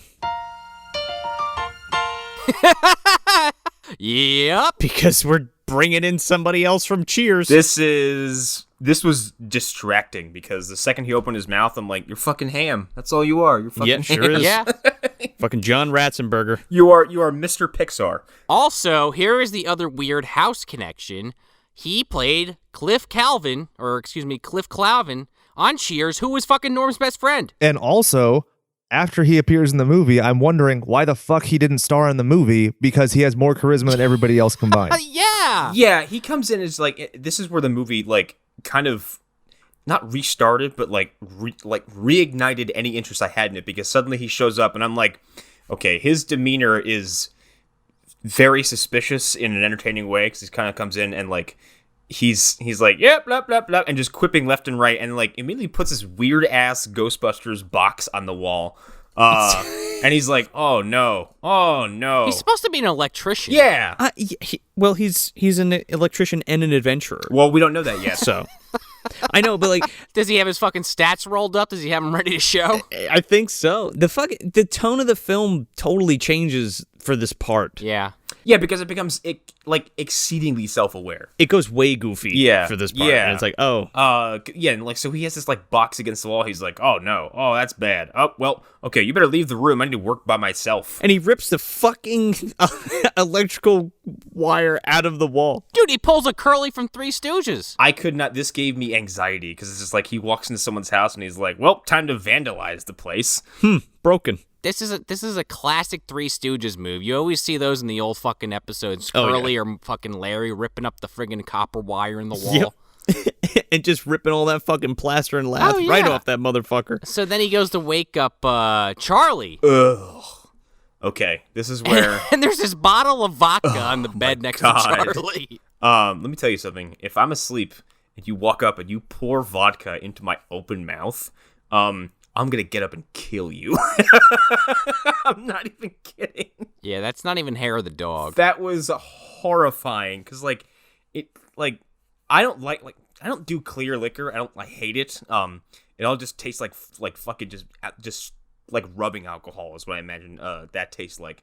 And just watching someone pour this down an unsuspecting man's throat made me actually physically react to it. I mean, it wakes him up.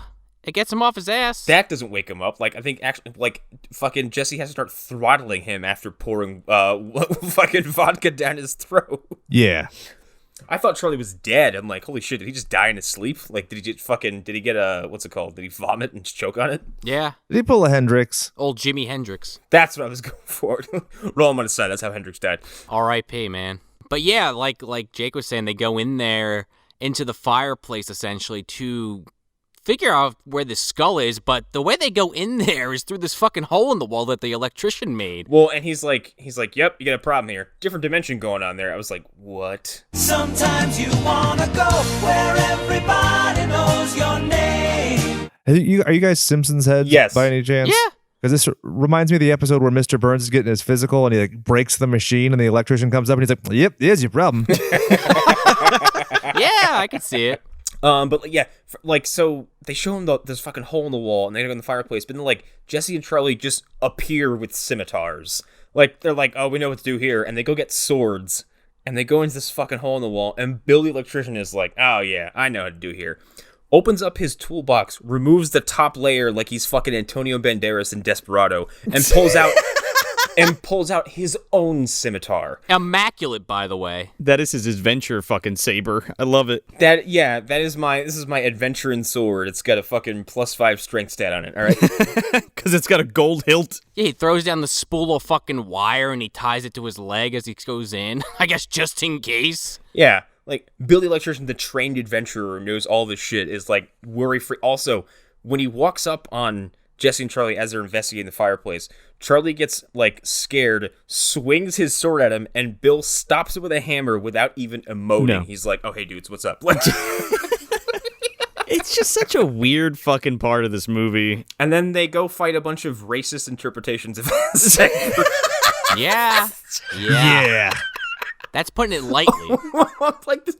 Also, before they go and fight these Aztec priests, I think it's Charlie looks at Jesse and is like, what are you, afraid? Don't be a fag. I was like, whoa! What? I must have missed that. Yeah, he sure does. That got a fucking groan out of me. Yes, that happens. And I was like, no. Yes. For like 5 minutes, this movie becomes incredibly problematic because that line gets dropped and they go downstairs. Well, they're just doing this like fake fucking made up language. It's just like, come on, guys. Like, Yeah, they're all going. They sound like generic savages. I think they even say like Mechaleka hi, Mechaleka honey ho at one point. almost fucking positive. But they're all in like these giant, ridiculous chrome fucking headpieces. It's with kind of feathers cool, sticking out of actually. everything. It is kind of cool that, like, from a design perspective, they are interesting. Yeah. However, the motivation is questionable. We're also introduced to the final character of the film, this fucking sacrificial girl. This unknown virgin woman who doesn't say a word. She doesn't even get a name. No. Apollonia or some shit. They don't even give her like a pretend name, like, oh, that's too difficult for me to pronounce, so you're gonna be Sharon. Right? Well, when you look up what she was credited as, it was just victim. No, virgin. Oh, virgin. Right. I mean, I guess that's what they're going for. Virgin sacrifice. The Aztecs did that kind of stuff. I guess is like I still don't get the whole Aztec angle. I'm sorry. Why? Well, they go into this, which admittedly is a cool set. Like, they go into this, like the path leads to an Aztec, like, temple chamber, but there's no other entrances into this room, and then the floor is broken off in some points, just leads to lava. I'm like, what is the purpose of this room, and how did these assholes get into it? Temple of Doom Light. Dude, it's like a Temple of Doom fight scene because Charlie goes all Tarzan. He's like, watch this. Fucking Errol Flynn. Grabs like a rope hanging from the ceiling like it's a fucking Six Flags super show or some shit. The Indiana Jones fucking Six Flags show? Yeah, at Disney. Oh, yeah, that was Disney, right? But yeah, same kind of thing, right? And he goes in, he knocks a couple guys over, but they all have weapons. I don't know how they don't just shank this guy in midair. Yeah, I don't know how these three. Well, okay, no, Bill has credentials, but like these two idiots walk in and just like have no problems dealing with like elite, like ancient guards performing a ceremony who are all armed. Yeah. Who all just get bamboozled by a bunch of idiots. I have to ask, do you think that this house is like Flashpoint for the Buchanan? Do you think this is like where he got the technology from?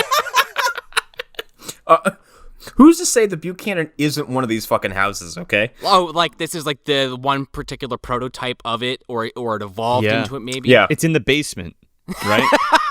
Like Wayne Zielinski's fucking shrink ray, it's just hanging out down there. Exactly. All these houses are batteries that power the Buchanan, so he can eventually just shoot a giant hole in the fucking sky and let Genghis Khan out. It's disguised as a fucking mansion, though, is what happens. Yes. I mean, you think about that, though. John Hurt puts all this time and energy. He's basically immortal as far as we can tell, and he has this thing in his basement, and somebody fucks with it one day, and he gets sent back in time, and he's going to start from scratch. I don't know, dude. Anything could happen. But it seems like this house is only a portal to, like, some weird prehistoric world that also has Aztecs. Right. Which is, like I said before, like, with the first movie, it all comes back to Roger. Right. Like, it all can be traced back to, stuff that's happening in his head.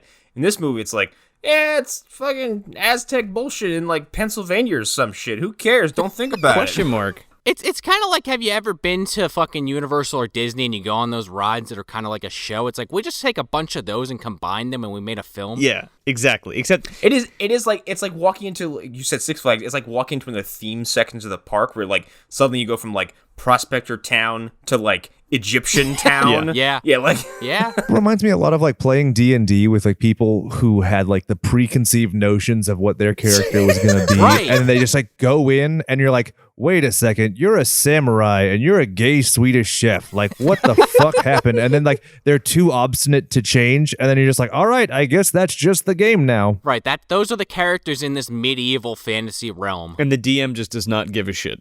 He's just like, all right, put it all together. he's tossed his book behind him hours ago. He's just like going with whatever the fuck. But yeah, so they fight off these fucking these priests and warrior priests. Save this unnamed woman.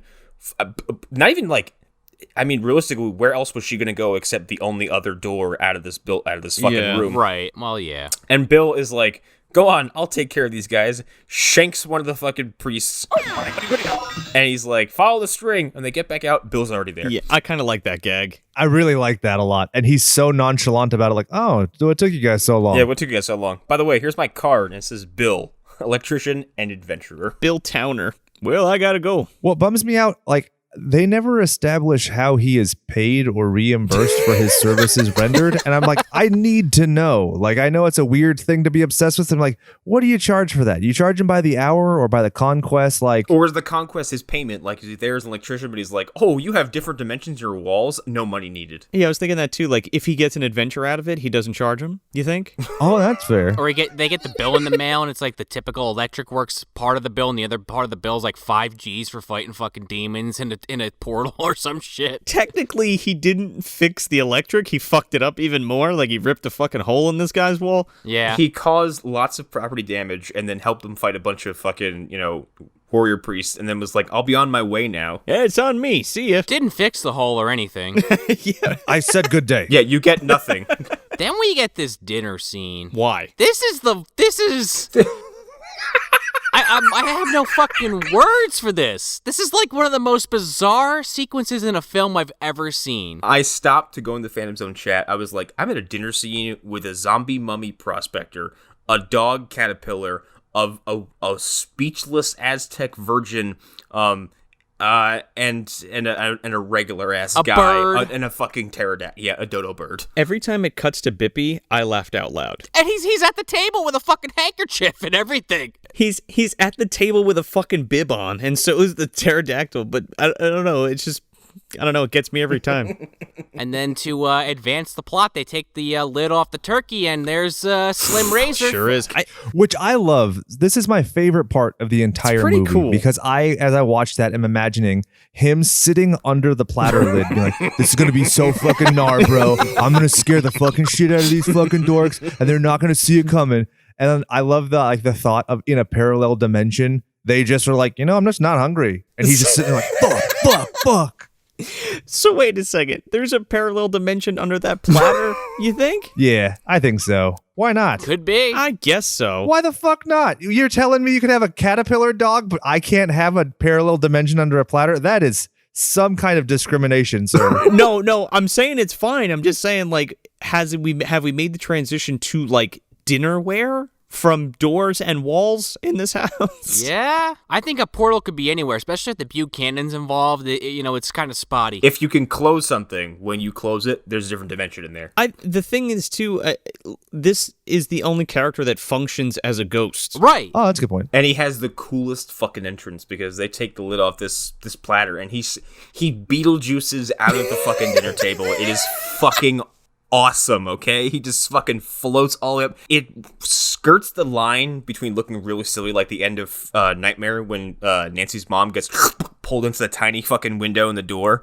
But, like, it's much slower and it looks cooler and he fucking floats up, and because the design of him is so awesome, the whole presentation's pretty great. Well, what does he explain this a little, Connor? Give people a picture. So they pull this fucking, this lid off his dinner plate, and, like, there's just his head, and he just slowly squirms out of this fucking, portal hole, whatever the fuck, and levitates over this table, and he's like, "Rah!" or something. I don't know. Frank Welker. Give me the skull. Well, I guess my point is, like, what he looks like, because he kind of is like the grandpa where he's got this really, like, faded skin and loose and, sinewy skin, and he has this fucking really intimidating cowboy hat that has, like, these skulls embezzled on the front of him. He also has stark red hair. Yeah, he looks more like...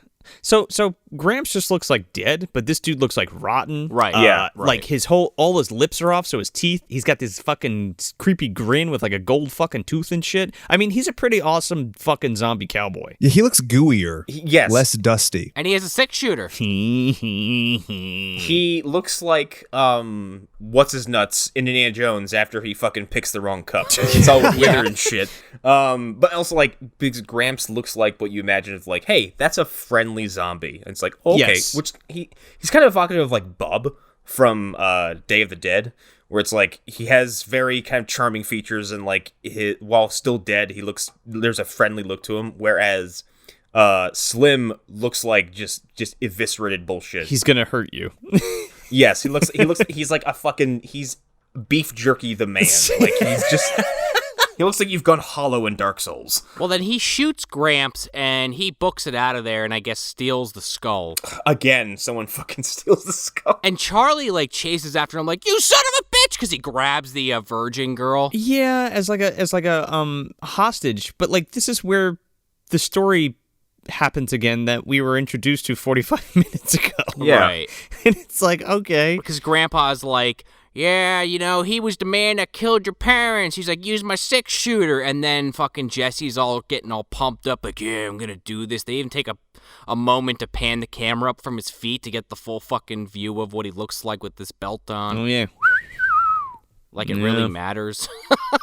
I'd sooner expect Jesse to shoot his own fucking foot off than ever land a shot with this thing. This man has never shot a gun in his life, I don't feel like. But he's about to fire a bunch of them. He shot that one with the lighter. Yeah, he did. The lighter version. And you just hope that there's going to be like some sentimental thing, like he's going to avenge Grandpa with Grandpa's own guns, and then it's just like, oh, guess I don't have those guns anymore. This is the most long. It's like this drawn out thing where like we're jumping out the window of the house, which brings us into another dimension as well. Right. See, and this is where I just like fell over. I was like, okay, the whole film you've established that this house has very, very close, like we've set it up, we've beaten it to death. Aztec.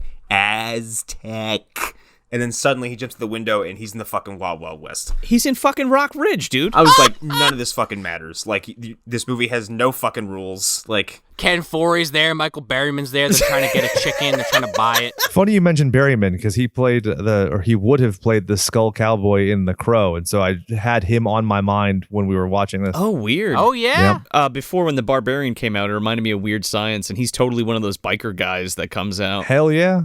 Who's super polite, yeah. he also slaps himself in The Guyver. I just like talking about that scene.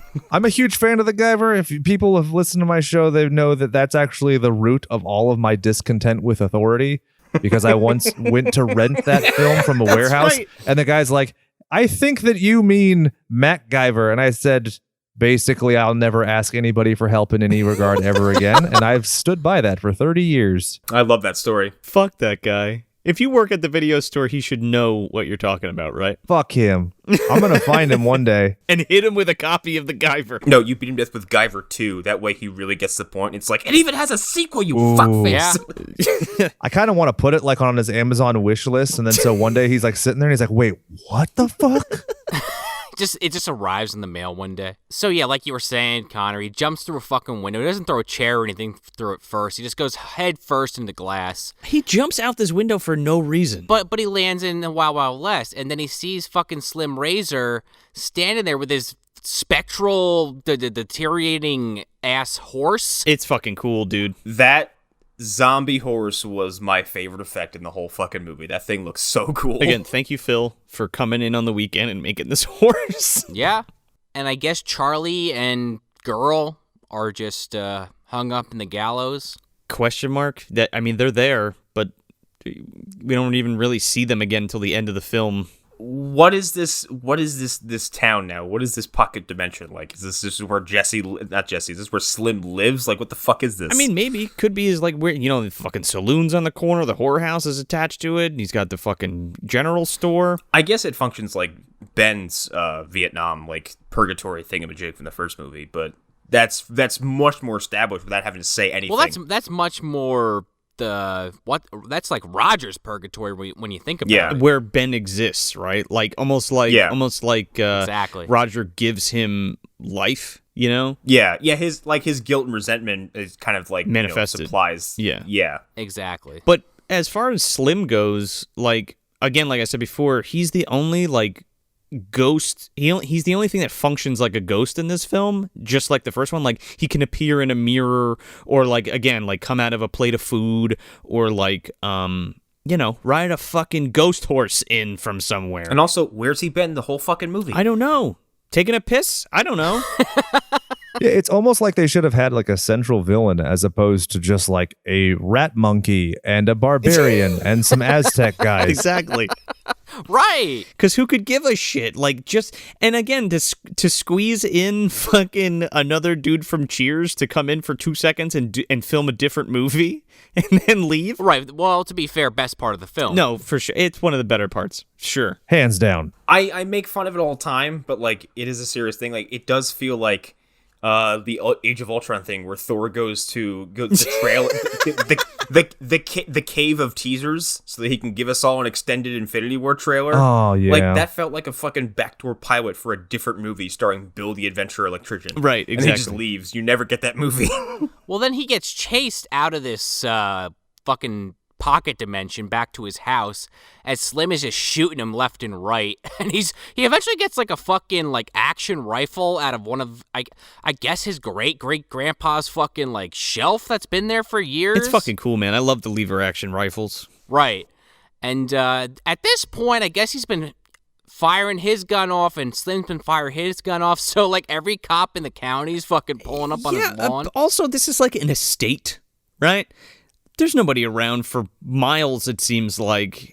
It makes you're like led to believe. And because, like, the other house was like on a street, this is like got a long ass fucking driveway and apparently on like a bunch of acreage and shit. Right. I've got real problems with the police presence of the rest of this movie. Yeah. The fucking cops run up on this fucking lawn. We have another Friday the 13th alum now. We got Ron Yes. Carroll as the fucking sergeant on the megaphone. You know, the guy at the end of the movie that's like, man, we didn't find any boy.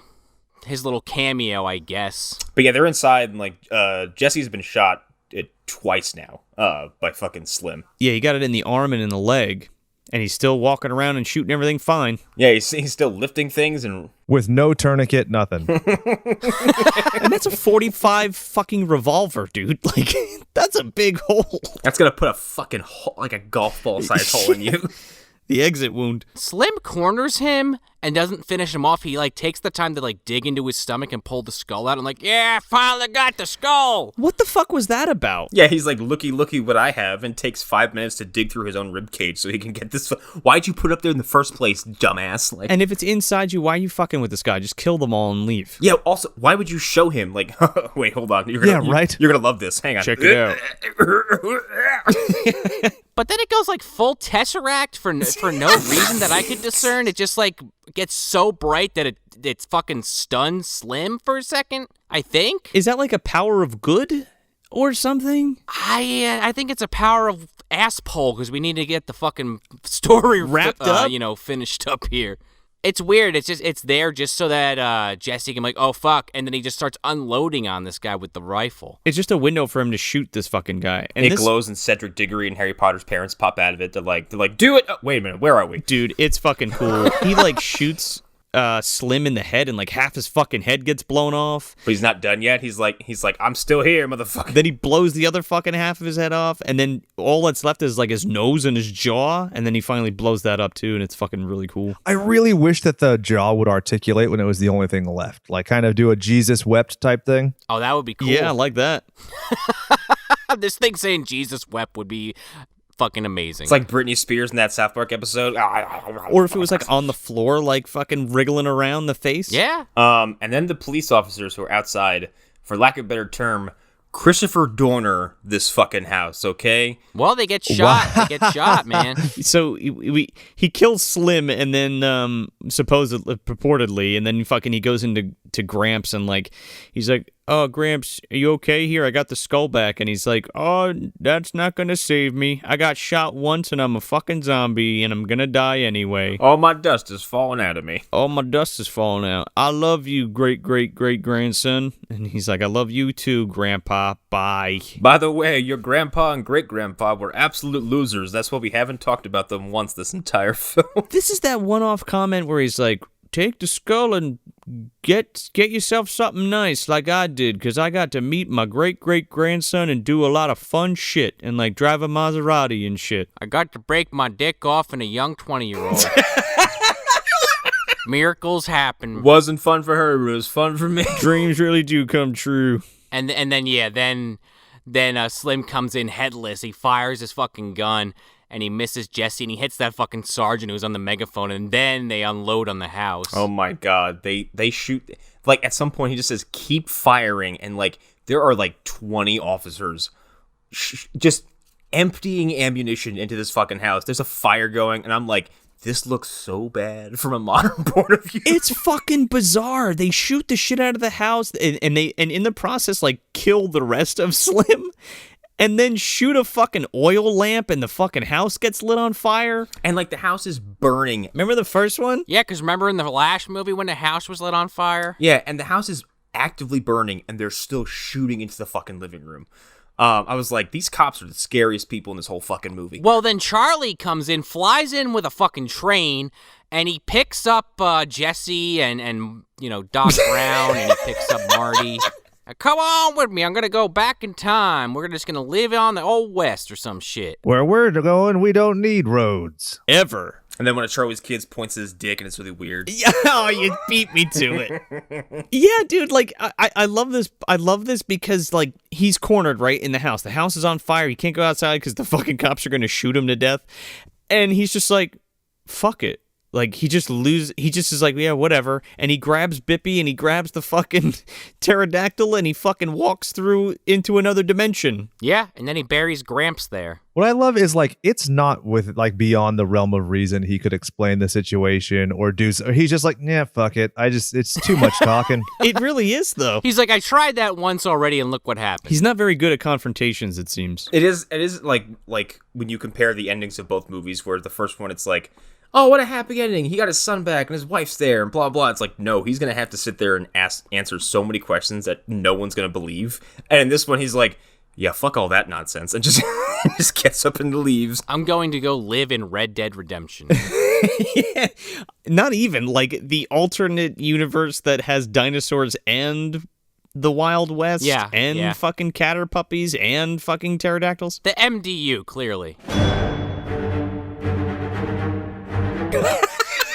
They're living in the MDU. That's it right there, guys. Yeah, let's presume that like it's an actual portal through time, and then he went back to an actual date in the linear time stream and went back to, like, the 1800s or the fuck, like, the when the Wild West was a thing. Like, are there going to be history books saying, like, and then a man appeared with a giant furry dinosaur and a green mutant dog bug insect and a woman who doesn't speak? Yeah, what happens when that fucking bird grows up? He who has fallen from the sky will be the savior to protect us from the Deadites. Exactly. And he's like, nah, man, I'm just here from the other dimension with my caterpuppy. Yeah, I'm not. You're looking for, who is it? I have no idea who that is. Ashley Williams, who I never heard of her. She sounds hot. She sounds hot.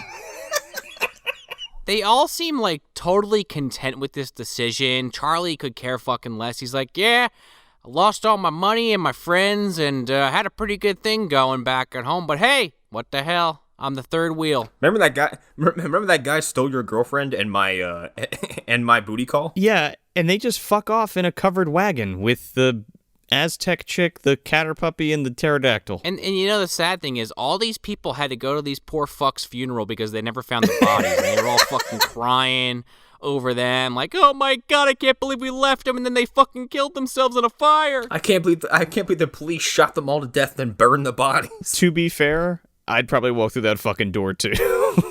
Yeah, at that point, honestly. Yeah, I know. Exactly. It's like, well, stay here or leave and bury my mummy, Grandpa, with these impossible monsters. I'm gonna go on adventures like my grandpa did. I'm gonna go in this dimension where I'll be heralded as a god because I'm a modern man who would go stand next to these fucking idiots. You say he went and did adventures like his grandpa. Now I'm just picturing him like, yeah, Gramps did a stagecoach robbery. Well, I could do it. He tries. He just gets shot immediately and dies. Bleeds out.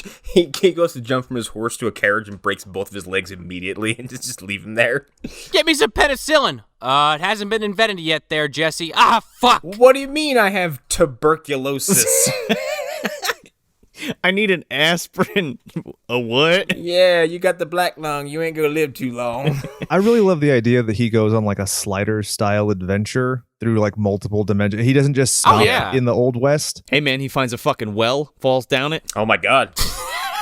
Finds P-Head. He finds P-Head, Cumdar. Everybody's fucking kicking it down there. It's a happening place. They play cards. They drink. Are they like the doormen to the MDU? They're like, hey, what's up? You're new here. Dude, they're like the APA, man. We've talked about it before. Oh, my God. They would be the guards.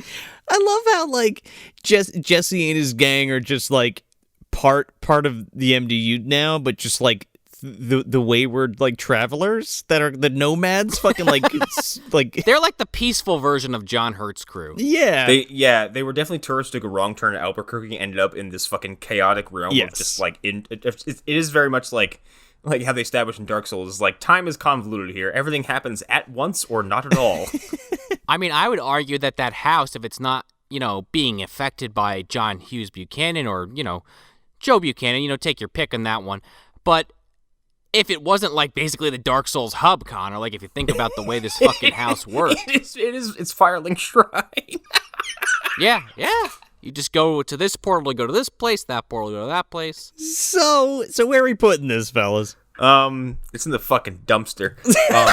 Because it's a fucking mess of a movie. It's not very coherent. It's barely ever funny. It's not scary in the slightest, and the only redeeming qualities it has are some pretty good practical effects and an occasional joke that lands, and Bill the Electrician, and that's it.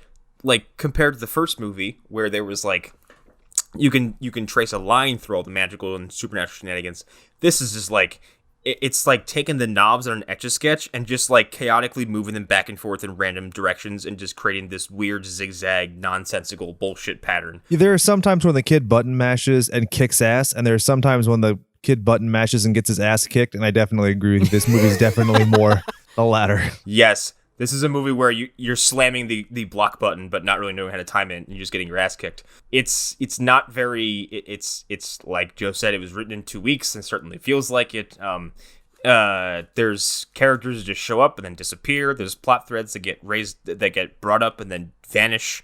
And the story is very repetitive because, like I said before we broke this down, they get the skull, someone steals it. They get the skull, someone steals it. They get the skull, and someone steals it, and that's the whole story. And it's ultimately not very satisfying. Yeah, it's definitely the dumpster. Also, Bill Maher goes in his own dumpster because he's a human piece of shit. So there we go. That's where this movie's going. This is a shelf for me. Pretty much. I mean, I'm a completist, right? So I gotta have this whole series, and it's a weird set of films, to say the least, with the first obviously being the best. But this movie in particular, I don't know, I think it's pretty funny. I think it's a good time. A lot of the jokes landed for me. I love all the practical effects that are happening here, and I love the idea that we got a lot of kind of good stuff out of something that was thrown together pretty quickly. I mean, it really doesn't make too much sense. There's a lot of filler bullshit in this, but I'm really enamored by the puppets in this. And I love Gramps. I think he's fucking great. I don't know. It's not the worst thing I've ever seen. It's not terrible. It's an okay way to kill 2 hours. And it's also, I mean, as far as a sequel to the previous film that we discussed over on Slashers, which you should listen to before you listen to this, it's not great, but I think it's fine, right? That's pretty much all I have to say about it.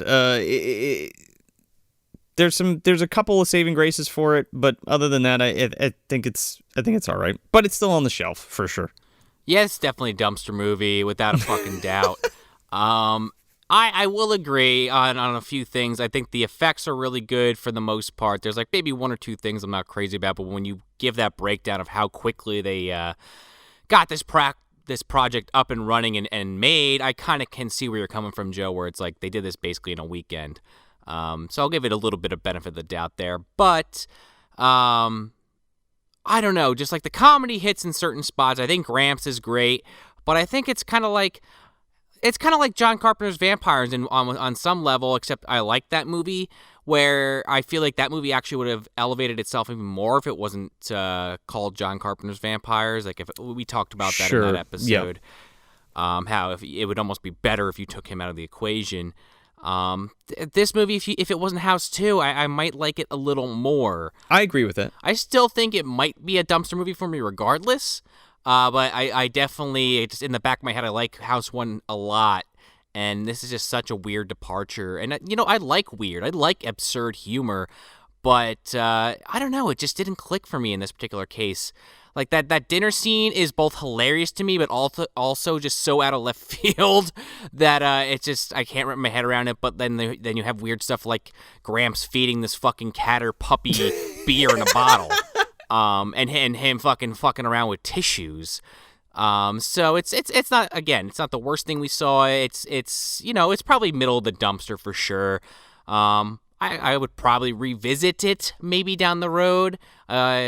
you know, if I was going to own another house movie, I mean, I guess I haven't actually seen 3 or 4, but I would own maybe the first 2 and maybe visit this one every decade.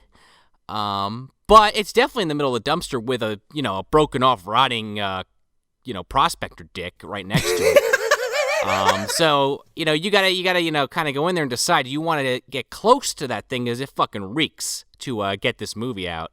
And I don't know. That's kind of my take on it. It's not a worthy successor, I think, is the problem. No, exactly. I think that just like you guys, if it wasn't related to House, or if it was like overtly like this is a parody of House, then yeah, I'd give it more credit. But like House is already comedic enough to where you can't really do a parody of it, because in its own way, it's almost a parody of haunted house films. So it's just not enough of any one thing. And that's just the biggest failure, is that it just doesn't commit to one lane.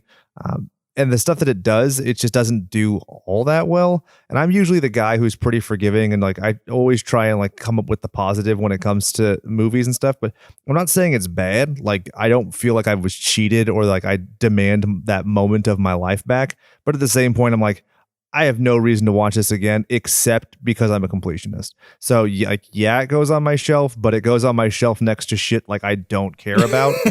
Like I'm trying to even think of like how little I care about other films that I could put. Like this is next to City of Angels, the Crow sequel, where I'm like, yeah, I guess I had to have seen it at some point, but it doesn't mean I liked any part of it. I like that movie.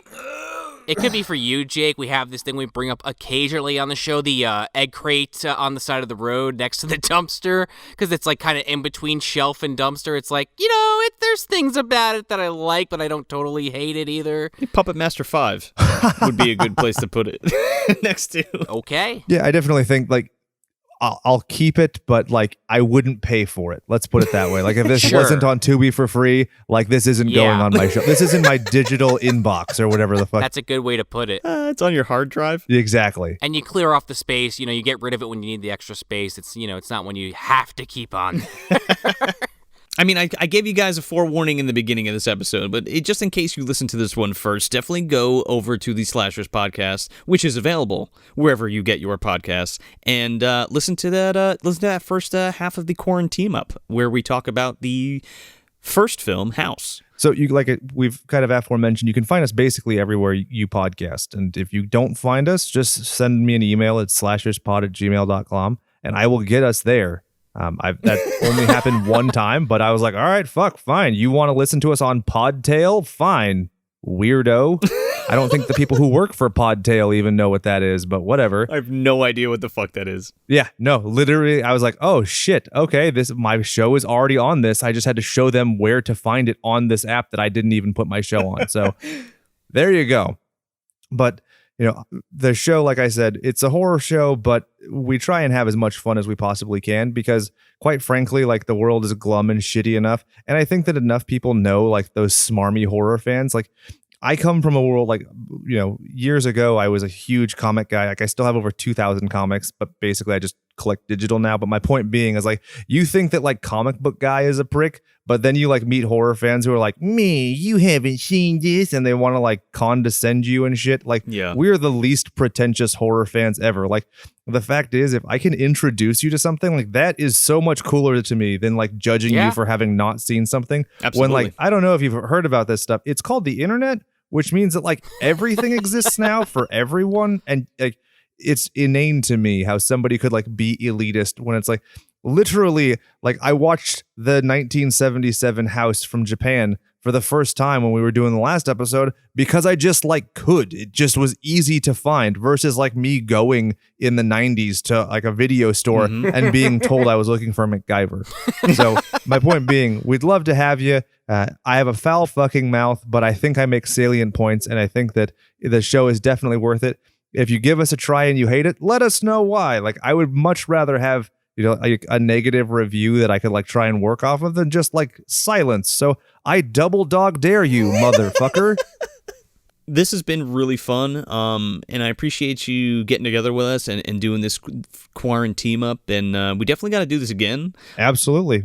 if your fans are into it, there are 2 other films in this franchise, and we would be happy to work with you on that. So if you do like it, let us both know. Yeah, definitely. Let us know, and we will do the horror show, a.k.a. House 3 and House 4. And just a little peek, but the next episode to look forward to is going to be The Suckling. What? Oh, yeah, baby. So look forward to that. Have you ever seen that? No, but I already have half an erection, so I mean, I'm into it.